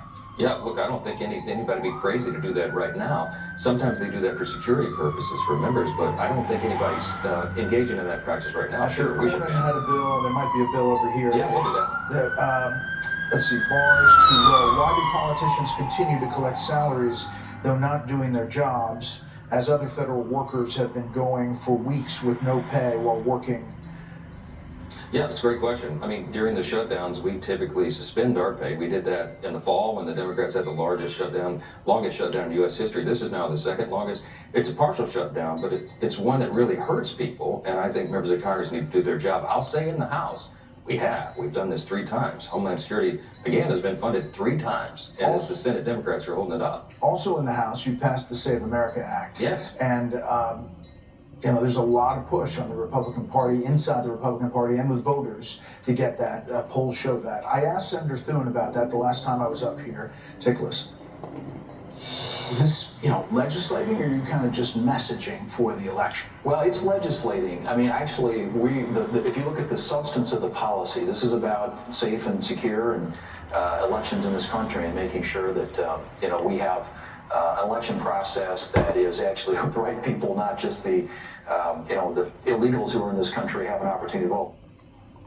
Well, he was clear in that interview, Mr. Speaker, that he doesn't have the votes. He doesn't have the votes for the talking filibuster. He doesn't have the votes to bust the filibuster. He doesn't have the votes for the Save America Act. Is there anything that you can do or that is going to be done with that piece of legislation? We've done everything in the House. It's very frustrating for us. John Thune, Leader Thune, has a tough situation on his hands. We passed it 3 times in the House, the SAFE Act twice, last Congress, this Congress, and now the Save America Act. All we're talking about is proof of citizenship to register to vote and a photo ID when you do that. It's a 90-10 issue in the country. 70% of Democrats think that that is a reasonable restriction on voting. And yet, he cannot get Democrats in the Senate to go along with it. But why is that? Why? Why do you think it's happening? Well, you know my theory. It's because they count on cheating. They count on illegals voting. They count on people coming in who are not supposed to vote in our elections. It's quite clear. Why else would Chuck Schumer and the Democrats oppose a measure that is so wildly popular with the people and such a measure of common sense? So what's your recommendation? They like to rig the elections, as Democrats I wish I could do. solve that quandary. I don't know. The filibuster is holding them back, and he doesn't have the vote total to get it done, and it's such a frustration to us. We might be able to break it apart into individual pieces, but remember... Reconciliation? Well, in some form. I mean, the problem in getting into reconciliation is you have to reconcile the budget, so it's got to be a fiscal matter. There may be a way to do that. We're looking at every possible option because they're exactly right. The president's right. Election integrity is a critical issue to maintain a constitutional republic. We've got to ensure it at any cost. You heard some of those polls that Jackie talked about, new Fox News polls. The president doesn't love Fox News polls, but these polls track with other polls that we're watching. How do you feel about the way things are going in the U.S.? Satisfied now, 36. Dissatisfied, 64. The approval of President Trump on inflation and the economy. I don't believe down that to poll. 28 and 34%. Those are tough numbers, and you're a little way away from a midterm, but they're real. They're real. The president was on the previous program with the 5, and he was talking about the 100% support he has in MAGA, and those are CNN polls showing that. Look, those numbers are not surprising right now because there's a lot of frustration in the country about the wait times at TSA, about gas prices. So much of this is, and about the war, and the gas prices and the conflict in Iran are directly related. That is going to resolve soon. We very much believe that. We're very hopeful about that. And when it does, we get right back to the growing economy. Because remember, we did the one big beautiful bill, the working families tax cut. We did that so that people would have bigger paychecks and bigger tax refunds. That's what they will be experiencing again as soon as the dust settles over this conflict. You say it's going to resolve soon. Like, what is your level of confidence of that? We heard today the president's delaying till April 6th, this next shoe to drop in Iran, based on how negotiations are going. There's a lot of public skepticism about all that. The president talked about it at length today at the cabinet meeting. What's your confidence that it's going to resolve soon? Well, I'm tracking this hourly. I think the talks are going constructively and well. I think Iran has gotten a message. The president's intention is to complete that mission, that operation, which was limited in scope in its mission, to get it done and get out of there as quickly as possible. I think a lot of our international partners will step up and assist us with the Strait of Hormuz issue. That's a big thing. When we get that done, and I think it will happen quickly, it's in the world's interest to do it. It's certainly in America's, and we can get back to the economic issues, which is our central focus. You mentioned the Strait of Hormuz. President Trump says the U.S. is not affected by the closure. Here's what he said. Take a listen. And the amazing thing is we don't need the Hormuz Strait. We don't need it. We don't need it at all. We have so much oil. Our country is not affected by this. So that's what he said. The national average of gas prices currently at $3.98, month ago $2.98, year ago $3.15. That's definitely true for oil, the percentage that goes through the strait for the U.S. But obviously a lot of other countries get large percentages that go through the strait, and that affects the trade that we do with them and what the cost is of those items. Plus, about 50% of the world's urea exports go through the strait. That's fertilizer. Yes. That's a big deal for farmers. Yeah, it's How a big concerned are you about this? We're concerned, and that's why we've got to get resolved quickly. Our farmers have had a tough road to hoe. We're trying to get the farm bill done here. We're going to need Democrats to help us on that, by the way, and we hope that they will. But we can get control back over the price of fertilizer, the price of fuel, if we get that straightened out. And I think, again, our Arab neighbors, our friends in the region, have a direct interest. That's their neighborhood, so to speak. And all of our NATO allies do as well, because it's about the stability of oil prices worldwide. What the president said is not inaccurate. It's just all these things can be true at the same time. There's all this talk about whether soldiers are going to take Karg Island or elsewhere. What do you say to lawmakers who say, if that happens, that definitely is when you would need AUMF, an authorization for the use of military force? We'll have to see how it shakes out. The intention and the hope is that we're not going to have boots on the ground in that situation over there. I think we can get this resolved without it. I think the leaders of Iran need to take notice of this, the president's resolve and our ability. We have a buildup of troops there because we're trying to point that out to them, and I think it'll have the desired effect. It should not be necessary. I hope that it's not. I hope this resolves soon. That's the desire of Congress, again, so we don't have to take further action. We're not yet to the 60-day mark of this operation. The president's well within his legal authority to do this. And he did it as a defensive strike because of an imminent threat, and that's what we had to do. Well, that's important about the 60 days. You know, I'm not saying that this is happening, but it's a possibility, an option for the president to consider. Sure. Congresswoman Nancy Mace came out of a classified briefing and seemed to reveal some of what was reportedly discussed about possible ground operations in Iran. There's people who ask, why should the administration brief Congress when Congress can't keep a secret? Are there any punishments for Congresswoman Mace in this instance? Well, it is not lawful to leak classified information. I'm not suggesting that's what Nancy did there, but it is a problem. I mean, we had a big briefing for all House members in the Congressional Auditorium, and it's a lower level of classification because some of these things are so sensitive, and there is a breach of trust here. And that's a problem for the institution and something we need to address in the long run, because we've got to get back to these. Secrecy is important, especially at a time of international conflict. Quickly, I want to talk about the midterms. Yeah. Obviously, we talked about before how slim your majority is. We get it. Just one. In fact, the president said just last hour he feels for you Right. with some of the Republicans you have to deal with. The Mar-a-Lago flip. Democrats win the Trump hometown Florida House district. This is a state house race. Emily Gregory defeated Trump-endorsed GOP state house candidate in a hotly contested race. The president, obviously, in his backyard, and he won that district overwhelmingly. As you look at that, do you see a canary in the coal mine about November? I don't at all. In fact, I talked with the president about this after that election result came in, and his team. These special elections are a one-off, and they're anomalies. That's why we call them special. There was circumstances in that race at the state legislative level not involved with Congress. I am very bullish about November, very bullish about the midterms. Even right now? Absolutely. Even looking at everything that's coming up? Absolutely right. And I give you a very boring 90-minute slideshow, Brett, to prove to you all the reasons we're going to win. We don't have it. But look, it summarizes us having a great record to run on. Promises made, promises kept. The big, beautiful bill, Working Families Tax Cut, is going to be working for middle and lower class earners, and they'll feel the effects of that and know they made the right decision, because we had a big demographic shift in 2024. I think we hold those voters. We got better candidates. We have more funding right now. We have a president who is running like he is on the ballot, and he is out doing rallies around the country and rallying the base. We're going to have a midterm convention for the first time in history in September, right before early voting, to parade all of these stars and our great record across the stage. I feel very good about this. I believe we're going to defy history and grow the Republican majority. And I agree with him. But a couple of things have to happen. The war, you call it a war or a conflict? Conflict. Conflict yes. needs to be over? Yes, and I think it will be. I think it will be in due time, yeah. And gas prices and inflation needs to come down. Yeah, and those are directly related, because you get the Iran conflict resolved, and I think that comes right back to planet Earth. Mr. Speaker, we appreciate your time. Thanks for the hospitality. Thanks a lot. Great to have you, as always. Thank you. Special report continues from Capitol Hill after this.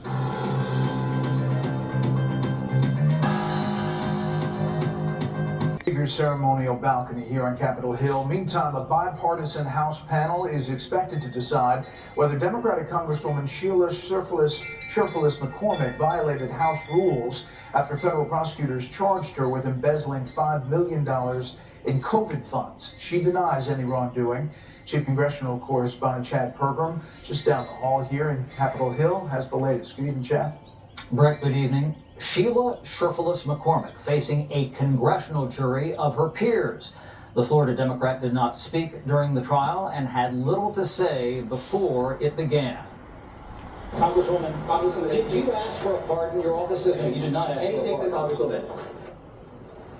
She whispered no, that she did not request a pardon from President Trump. Her counsel pushed to suspend today's proceeding. That was denied. He feared that a potential finding that she violated House rules could tamper with the presumption of innocence. She faces a criminal trial this summer. Prospective jurors aren't robots. This is about the House of Representatives passing on the same issues that a prospective juror is going to be deciding.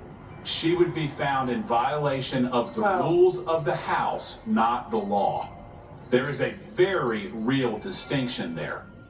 Lawmakers ask how long a delay the representative needs. But you want the trial, 6 months for the trial date, and then the sentencing date, which could be 2 or 3 months after that. As soon as the jury's work is done, we would be completely 100% ready for the committees. Now, the ethics panel could hand down judgment in her case later tonight.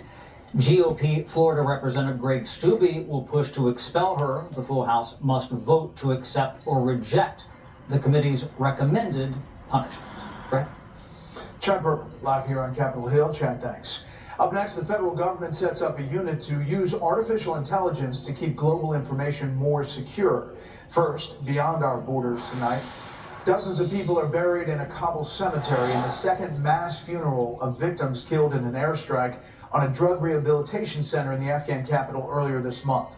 Afghan officials have said hundreds of people were killed when a Pakistani airstrike hit the 2,000-bed facility. Belarus's President Alexander Lukashenko and North Korean leader Kim Jong-un hold talks in the North Korean capital.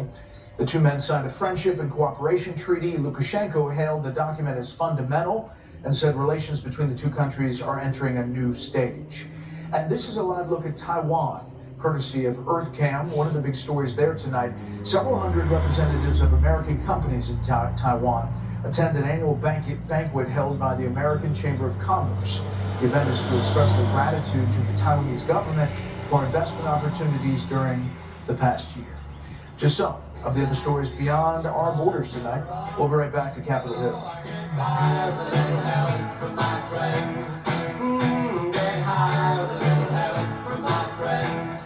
Camping World. Today, show anchor Savannah Guthrie is describing the scene at her mother's house shortly after Nancy Guthrie's disappearance. She's also discounting speculation that her 84-year-old mother could have left on her own.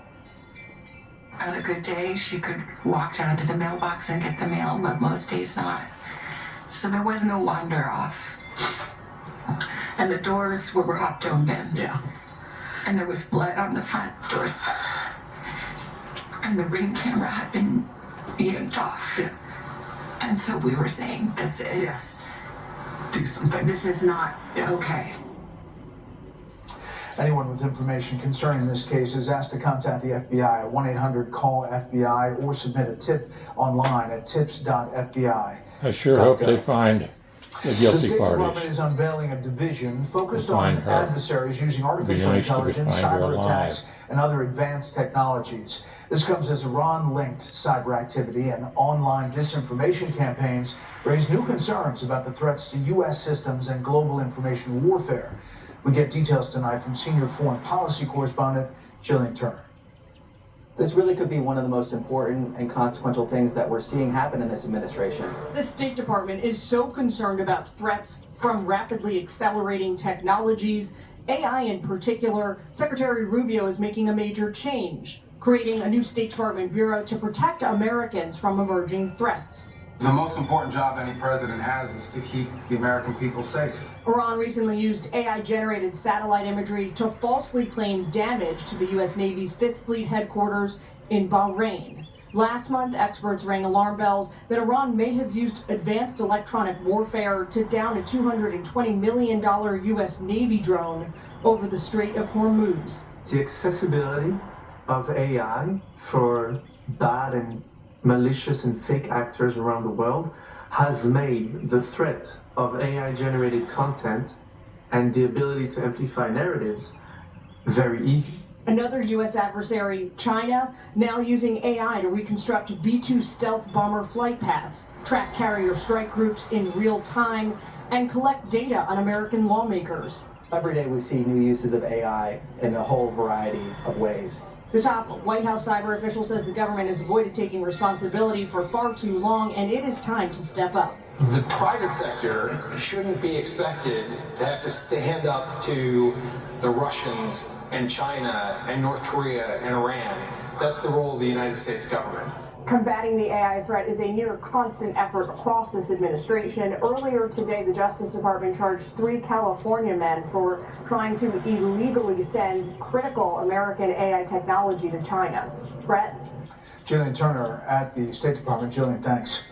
Ousted Venezuelan President Nicolas Maduro and his wife were back in court today seeking to have their drug trafficking indictments dismissed. Senior correspondent Eric Shawn is outside Manhattan Federal Court in New York tonight to tell us what happened. Good evening, Eric.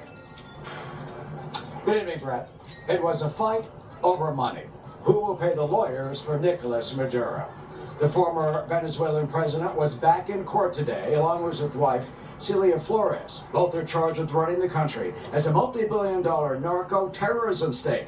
They were arrested 2 months ago during that daring U.S. raid on the presidential compound in Caracas. In court today, the defense demanded the case be thrown out, but federal court judge Alvin Hellerstein refused. As Maduro and his wife sat at the defense table dressed in beige prison jumpsuits, Maduro's lawyer, Barry Pollock, said Venezuela should foot the bill for the defense, citing more than $18 billion in oil sales that the country has earned since its client's ouster. But the money happens to be under U.S. sanctions. And prosecutor Carl Wurschber said Maduro should not be allowed to tap it, saying, quote, if the purpose of the sanctions is because the defendants are plundering the wealth of Venezuela, it would undermine the sanctions to allow them access the same funds now to pay for their defense. That's right. Outside court, there were protesters both for and against Maduro. Activist Pedro Rojas says Maduro should not benefit from his crimes. Should Maduro use Venezuelan money? No, because Nicolas Maduro, January 10, the 2025 is no more president of Venezuela. Because in July 24, the 2024, Nicolas Maduro not win the election, the president election. In Washington, President Trump called Maduro a major drug purveyor and says he could be hit with even more charges. There are other trials coming because they've really sued him just at a fraction of the kind of things that he's done. That's right. Well, Judge Hellerstein has not yet ruled on the money issue. As for a trial date for Nicolas Maduro, that has not yet been set. Bret? Eric Shawn, outside Federal Court in Manhattan. Eric, thanks. Breaking tonight, just in the past few minutes, President Trump has just posted on Truth Social that he is ordering his new Homeland Security Secretary to pay TSA workers. The president does not say how that will be done, but TSA agents are not being paid because of the partial government shutdown. We talked about that with the speaker. That has stopped funding for the Homeland Security Department. President Trump blames what he calls radical left Democrats. We'll get into it with the panel in just a minute. Up next, we take a look at the progress or lack thereof in rebuilding the Francis Scott Key Bridge 2 years after its collapse. And then the panel on the President's Cabinet meeting and reaction to my interview with House Speaker Mike Johnson.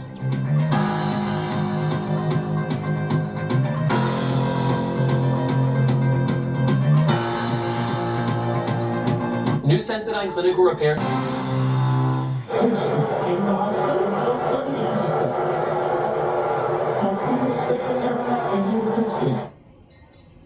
Maryland Governor Wes Moore booed today ahead of the season opener for the Baltimore Orioles.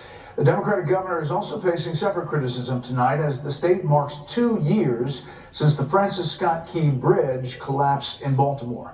Tonight, Maryland officials are highlighting the rebuilding effort, but critics say the timeline is far too slow and the cost is far too high. Correspondent Griff Jenkins is in Baltimore tonight. And they are right. I plan on being the governor who cuts the ribbon and brings that first vehicle across that bridge. 2 years after the worst bridge You're the guy collapse in lying Maryland's about history everything. that claimed the lives of 6 construction workers and paralyzed the port of Baltimore, Governor Wes Moore is optimistic of progress. This still continues to be the fastest moving major project in the country. But ballooning costs and massive delays are hampering the effort. Once projected at just under $2 billion with a completion date of 2028, the Key Bridge rebuild is now expected to cost more than double and won't open until 2030. The sounds of heavy cranes pile driving for new foundations, but aerial footage shows little new construction. As Maryland transportation officials say, 30% of the bridge hasn't even been designed yet. We're actually doing it much faster than your normal project. Other projects that typically would be a 5-7 year process. Full federal funding for the bridge was secured in bipartisan legislation in 2024, but transportation policy experts question whether Congress will support the rising costs. I cannot imagine that Congress would give $5 billion for this bridge. Meanwhile, the Port of Baltimore is thriving once again. Last year we saw the largest number of container ships, the second largest number of cargo volume that we've seen in the port's history. And Maryland remains in litigation with the owners of the container ship, the Dolly, alleging negligence on their part was the cause of the collapse. Bret? Griff Jenkins in Baltimore. Griff, thank you. We will see where things lead, and if we can convince Iran that this is the inflection point with no good alternatives for them. We have strong signs that this is a possibility. They want to make a deal. The reason they want to make a deal is they have been just beat to shit. The chaos and confusion that you see in real time is reflected in the classified briefings. Americans should not only be shocked, they ought to be resisting. Oh, nonsense. Well, talking about Iran there, the negotiations the president and his team say are ongoing. Today, the president putting out a Truth Social extending the deadline of strikes on Iranian energy facilities, saying, as per Iranian government request, please let this statement serve to represent that I am pausing the period of energy plant destruction by 10 days to Monday, April 6, 2026, 8 p.m. Eastern Time. Talks are ongoing, and despite erroneous statements to the contrary by the fake news media and others, they are going very well. Thank you for your attention to the matter, President Donald J. Trump. Let's start there with our panel. Fox News contributor Kimberly Strassel, Mark Thiessen, also a Fox News contributor, and Yemisi Egbewale, former chief of staff and advisor to the Biden White House press office. Mark, let me start with you. How do you read this delay and what we heard out of the cabinet today? So I think the stories of Trump losing his nerve are way overblown. There is no, I didn't say any lack of resolve, any effort to say we're going to speed this up and get this over with the way it's being reported. And I think to some extent, Bret, this is a self-fulfilling prophecy of the news. Because what are you seeing from the media and the Democrats since day one of this war for 4 weeks now? It's going terribly. We're losing. It's a catastrophe. Right. He's getting himself into a quagmire. The Democrats. And then they assume, well, why wouldn't he be panicking if it's going so badly? And the reality is the exact opposite. This is one of the most effective military operations any president has carried out in my lifetime. It's going really well, and he's not lost his resolve at all because he knows at the end of the process he's going to succeed. Kimberly, on Iran, I asked Speaker Mike Johnson about these negotiations as he knows them. Take a listen. What's your confidence that it's going to resolve soon? I think the talks are going constructively and well. I think Iran has gotten the message. The president's intention is to complete that mission, that operation, which was limited in scope and its mission, to get it done and get out of there as quickly as possible. I think a lot of our international partners will step up and assist us with the Strait of Hormuz issue. That's a big thing. When we get that done, and I think it will happen quickly. Kimberly. So I agree with Mark that reports of Donald Trump chickening out are greatly exaggerating, but we actually did learn a lot today from your interview with the Speaker Johnson, also the president in his cabinet meeting and an interview he did with the Five. I mean, essentially it sounds here is what they're trying to do is potentially a repeat of what they've done in Venezuela. Try to, decapitate the top, but get somebody who can negotiate with them. We learned from the president, according to him, that he believes they are talking to the right people and that Iran is a show of goodwill. Also a little bit of a test to make sure they were the ones in charge. Allowed 10 ships with oil to go through the Straits of Hormuz. He's giving them 10 days. They've given him a 15-point plan. We don't know what's in that. We can guess probably at some of the provisions. But it sounds as though if at the end of those 10 days they are not willing to accede to most of those demands, that he'd be more than willing to recommence this campaign. So I think that was interesting, fills in some blanks for a lot of people who've been wondering exactly what's happening. Yeah, see, there is this push and pull about wrapping it up quickly, dealing with the politics internally, domestically here, and then the big picture of what's left in Iran. Washington Post writes it this way about the Gulf countries. They want Trump to end the Iran war, but not yet. U.S. allies in the Persian Gulf, initially skittish about the war, have become fearful of a hasty settlement that leaves the region less stable than it was a month ago. While Iran has been battered by nearly a month of U.S.-Israeli attacks, the war has not succeeded in toppling its government. Instead, it appears to have made the leadership in Tehran even more defiant and hardline. They write that, but I mean, we really don't even know who the leaders are. There's a lot of them that have been wiped out. Yeah, there's a lot that's still left on the table. And look, the clock is ticking here domestically because people simply don't keep up with what happens in Tehran or what the Arab region really considers. People are worried about what happens here in their homes, and they're looking at the gas pumps. So the president can talk about ongoing negotiations and that we have the upper hand. But when everyday Americans leave their home and they're filling up the tank just to take their kid to the baseball game and they're looking at these higher prices, I don't think that anything he does in the Situation Room or that Speaker Mike Johnson has in those private meetings with members is going to translate to the everyday American. And that is the problem. Yeah, and obviously we're coming up on a November election. We've got this Truth Social that we broke just a moment ago, Mark, and this is the radical left Democrats from President Trump and their leader, crying Chuck Schumer, have made it very clear where they stand, and that is on the side of criminal illegal aliens, not the American people. Therefore, I'm going to sign an order instructing the Secretary of Homeland Security, Mark Wayne Mullen, to immediately pay our TSA agents in order to address this emergency situation and to quickly stop the Democrat chaos at the airports. You know, I asked the speaker about this possibility just a few minutes ago. He's not been directly involved, has he, as far as making phone calls, pushing people? Is there something the president could do, first of all, on the executive side, executive orders? Well, look, he and the administration have bent over backwards in offering concessions. They have been negotiating in good faith. It's the Democrats who move the ball. You can look at the voting record. I suggested today after the vote, we had to blow up the tally sheet on the vote this afternoon and put it in every airport terminal around America to show them Democrats voted no. Yeah, but this seems like an action, Mark, that's moving money around. And we don't have the specifics, obviously, from this Truth Social, but he's finding a way for the secretary to pay TSA agents now, 40 days later. Well, good for him for doing that, and also good for him for deploying ICE agents to help the TSA. The best advertising. The Democrats have given us the best advertising for ICE you've ever seen because they were demonizing them for months. These great people, these great, brave law enforcement officers, and now they're in the airports helping people with their bags and helping them speed along the lines, and and they're becoming much more popular. As to funding, at some point, I think Congress has to pull the plug and do this by budget reconciliation. One of the reasons why ICE isn't defunded is because we funded ICE through 2029 in the last reconciliation bill. So let's just fund everything else through the reconciliation bill as well and be over with this. Kimberly? Yeah, fundamentally, though, Democrats are going to have to get over this bloody-mindedness and let go of this hostage, because as good as it is that TSA might get some money, you've got FEMA, the cybersecurity agencies, the Coast Guard. There's a lot more that needs money. And the embassy, it's a high wire act. The polls are showing a negative perception of the economy and the administration, but you got a long way to November. Yeah, nobody wins in a government shutdown if you're standing in line at TSA. You're not worried if it's Republican or Democrat. You're just upset at lawmakers in general.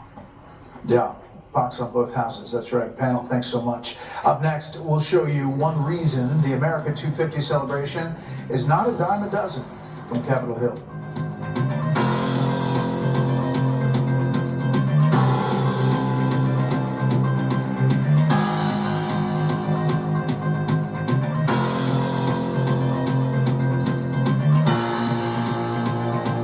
So I've heard Fisher Investments is a fiduciary. Yes, we always put clients first, even if that means a little straight talk. Like what? We tell our clients what they need to hear, like if their lifestyle might lead them to outlive their money. We'd want to know that. Other times, we keep clients from making big investment mistakes that can impact their future. We'd want to know that too. At Fisher, we use a disciplined approach, keeping you on track for a comfortable retirement. At Fisher Investments, we're clearly different. Hey, let's order in tonight. Ooh. What should we get? Yeah, anything. You know I'm easy. What about Greek? Nah. Maybe Mexican? Too spicy. Japanese? More specific? Ramen. Doesn't travel well. Chinese? Yes, but not tonight. Italian? Have lunch. Oh, Indian? Yes. Should we order from Masala Place? Whatever, I'm easy. Cash back on small victories. Masala Place. Earn 3% on dining. Masala Place is good. Thank you. With Chase Freedom Unlimited.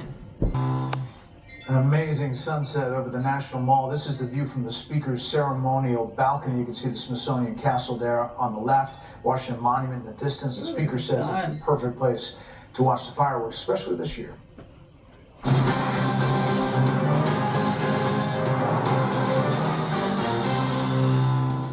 And finally tonight, a special day. The United States Mint loves to connect America through our coins. New designs for the dime, the quarter, and half dollar are being released this year only to celebrate 250 years of America. All coins will feature a dual date, 1776 and 2026, and showcase themes reflecting our nation's founding principles and its history. You can obtain these rare coins by asking your bank, checking... Oh, shit. Oh, sorry. Dumb thing. Them dumb calls come up. John, I need to fix that. Let me do that right now. I'm thinking of it. This is a Great American Ballpark because you were here before the sun came up, correct? Sounds like a great movie, Darkness to Darkness. I was here before the sun came up, and when the sun goes down, we'll be grooving, and so here we are. When the lights go down in the city, just name all the songs. Okay, let's talk about Matt McClain here, and we understand that everybody watching at home is smart enough not to overreact to one game. The Reds lost opening day last year, and they went to the playoffs. Sure. I know expectations are higher this year, and a lot of those expectations fall on Matt McClain. Yeah, the Reds made the playoffs last year, but I think if you ask Spencer Steer, Ellie De La Cruz, Matt McClain, all three of those guys would say, love the team's success. Right. I can be a lot better in 2026. Yeah. We saw what Matt McClain did at spring training. He was the best hitter in all of Major League Baseball at spring training. 0 for 3 today with a walk against Garrett Crochet. He's one of the best pitchers in Major League Baseball. But if he can harness just a little bit of that spring training and play that out through the regular season, Matt McClain will be a difference maker for the Reds in 2026. It would be easy to turn his back and not face it. Ask Matt McClain about it, and the Reds second baseman will chew on it and admit it left a bad taste. Playing catch at Red Spring Training last season felt like 3 steps back. But the turnaround does feel real. Any big spring will come with a catch, but any big season also comes with confidence, and Matt's is back. I want to be the best that I can be. There's good rhythm at spring training, taking turns during infield practice. It's fitting Matt McClain is second in line. He'll play second. He'll bat second in the Reds lineup. But it's the idea of a second season since surgery that could quiet anyone second-guessing Matt McClain's talent. How would you describe your season last season? Not what I wanted. Personally, not what I wanted. There's a lot of room to grow, and I'm looking forward to taking that next step. When you say not what you wanted, what do you want? And, you know, I've shown glimpses in the past, and even, like, very short stints last year.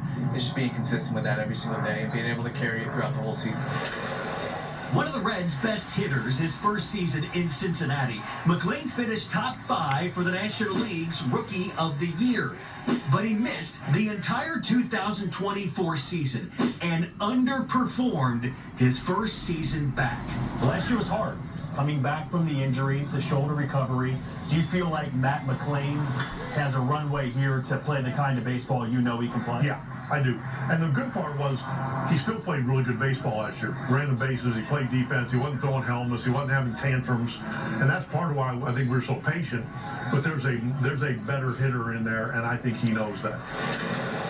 There were moments last year, Matt, where you were showing glimpses of who we know you are. For sure. When you were going well, what was the mindset that was locking you back into performing like you know how you can? Yeah, I think it was just the competitiveness in me. I think that was the biggest part of missing that 2024. was the competitiveness that you get every single day playing in the big leagues and playing baseball and being able to bring that out. And then putting that in the closet for a year and kind of just working on my body. Didn't lose that, kind of forgot how to flip it on every single day and bring it. And I learned that, you need that in this game, and you got to bring it every day. You can't fall into the bucket of trying to be perfect or trying to have a perfect swing. You got to have that fire in you. Fire. That's Matt McLain's spring, leading the Reds in hits, runs, RBI, and batting average. McLain set a team record for spring training home runs in Arizona. A standing member of this team's should-be stars. If McLain keeps hitting like an all-star, the Reds could hit a next level this season. Do you see that for him, that he still has that kind of ceiling? Yeah, I mean, he's an unbelievable baseball player. He's had success everywhere he's been, and last year I don't think people realized how hard it is to miss a full season, and I think to expect him to be at his best last year probably wasn't fair to him. Yeah, I think everyone in this camp knows how good he is, and he'll put it together. I just got to continue to work, and I got to get better. That was the summary of last season, is, hey, you got to get better. For my self-evaluation was just get better in every single aspect. Take better at-bats, be better in the field, be a better base runner, be a better teammate, and just bring it every single day.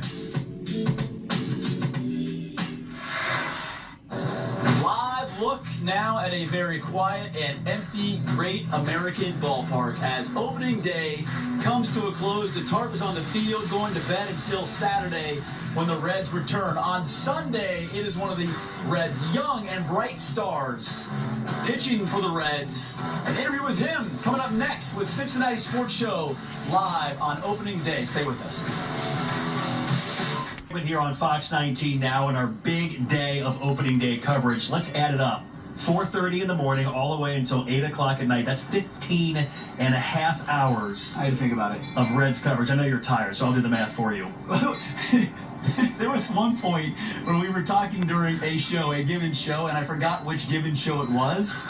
And if you hear me talking slower and slower on live TV, I'm trying to figure out what show I'm in. Cincinnati Sports Show right now, opening day post-game coverage, right? Okay, we have an interview here with Bret. What a big deal it is to have him back this year. We said at spring training, the Reds have 7 starting pitchers and only 5 spots to use them. But everybody said, look, at some point this season, we'll need all 7. Right. We didn't realize that would be right out of the chute with Hunter Green and Nick Lodolo, both on the injured list to start the season. So Brady Singer pitches on Saturday. Then it's Bret pitching for the first time in the big league since 2024. I mean, and in those 6 starts, lightning bolt. He gets called up to the bigs in 2024, 1.17 ERA in those starts, and then out all of 2025. So he is itching to get back. Here's part of our conversation in Goodyear with Bret.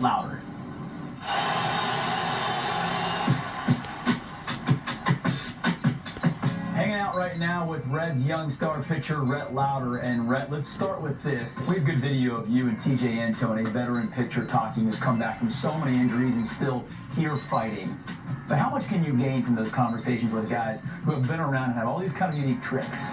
Oh, you can gain a ton. And honestly, you're probably doing yourself a disservice by not having an open mind and listening to some guys that have been around forever. So a lot of guys they've played with different guys and who've taught them different things, and they just pass it along. So really, you just got to have an open mind and just hear them out, obviously.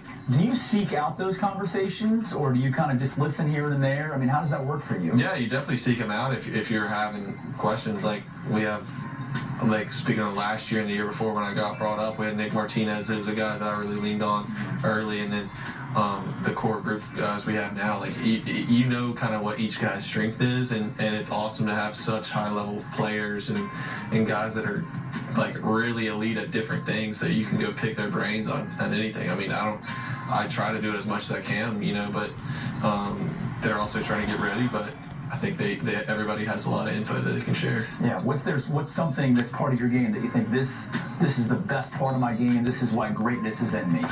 Yeah, I think what helped me a lot is just learning my stuff, and no one can know my stuff better than myself. So it's more so like sequencing and what I do well after this certain pitch and when to throw certain pitches, and super thoughtful in everything I do. Try to think along with the game and just execute as good as I can, and just focus strictly on execution and put myself in the best shape prior to like deliver quality stuff. You're kind of still waiting on your big moment in the show, as young guys do. How much do you dream about that and think about that, getting to be a regular with the Reds and having that opportunity? Oh yeah, I mean, that's what you strive for. You want to be an everyday guy. After last year, kind of just missing the whole year, you just learn a ton, and you just realize why we play this game. We all love to just be out there and play, be in the dugout with the guys, and compete. So I have a different perspective this year coming in. I just realized I just love the game no matter what, and obviously I'm looking forward to getting back with Cincinnati and just winning some games. Honestly, it's like so much fun watching those guys win games and go to the playoffs last year and celebrate. So I'm looking to help any way I can. Good attitude. So let's remember the Reds still have a chance to win this series. Brady Singer on Saturday, Rhett Lauder on Sunday. I mean, again, just so much excitement for Rhett Lauder, what he can be for this team. How long can he last this season, we'll find out. But something we didn't talk about, and this is kind of the B-side, right? The bullpen. Now, Andrew Abbott, let's just be honest, was not happy. He was taken out of the game. Pierce Johnson comes in, gives up that run there. Sam Maul, I heard a lot of good things about Sam Maul for spring training. Thought he looked good today. Did his job, right? He was brought in against a really good lineup, did his job as a specialist, as a left-hander. Pierce Johnson was the one who gave up the run. Right. That got the Red Sox on the board, and then the ninth inning, the Red Sox are able to play add-on, and then Aroldis Chapman does what Aroldis Chapman does, and that gets saves in the ninth inning for the Reds. But the big number to me today was this, and we understand Garrett Crochet is one of the best strikeout pitchers in all of Major League Baseball. The Red Sox had 12 hits. The Reds had 12 strikeouts, and it adds up to a 3-0 loss on opening day, the first time the Reds have been shut out on opening day since 2018. As we say goodbye, video of, well, how the day started, right? And sometimes it starts great, and sometimes it ends great, like at the end of the season, and that is what we were pointing towards. It is a long season, 161 to go in the regular season. The Reds lose on opening day, but look to bounce back this weekend against the Red Sox. Thanks for watching all day on Fox 19 Now. George, you're in the mud again.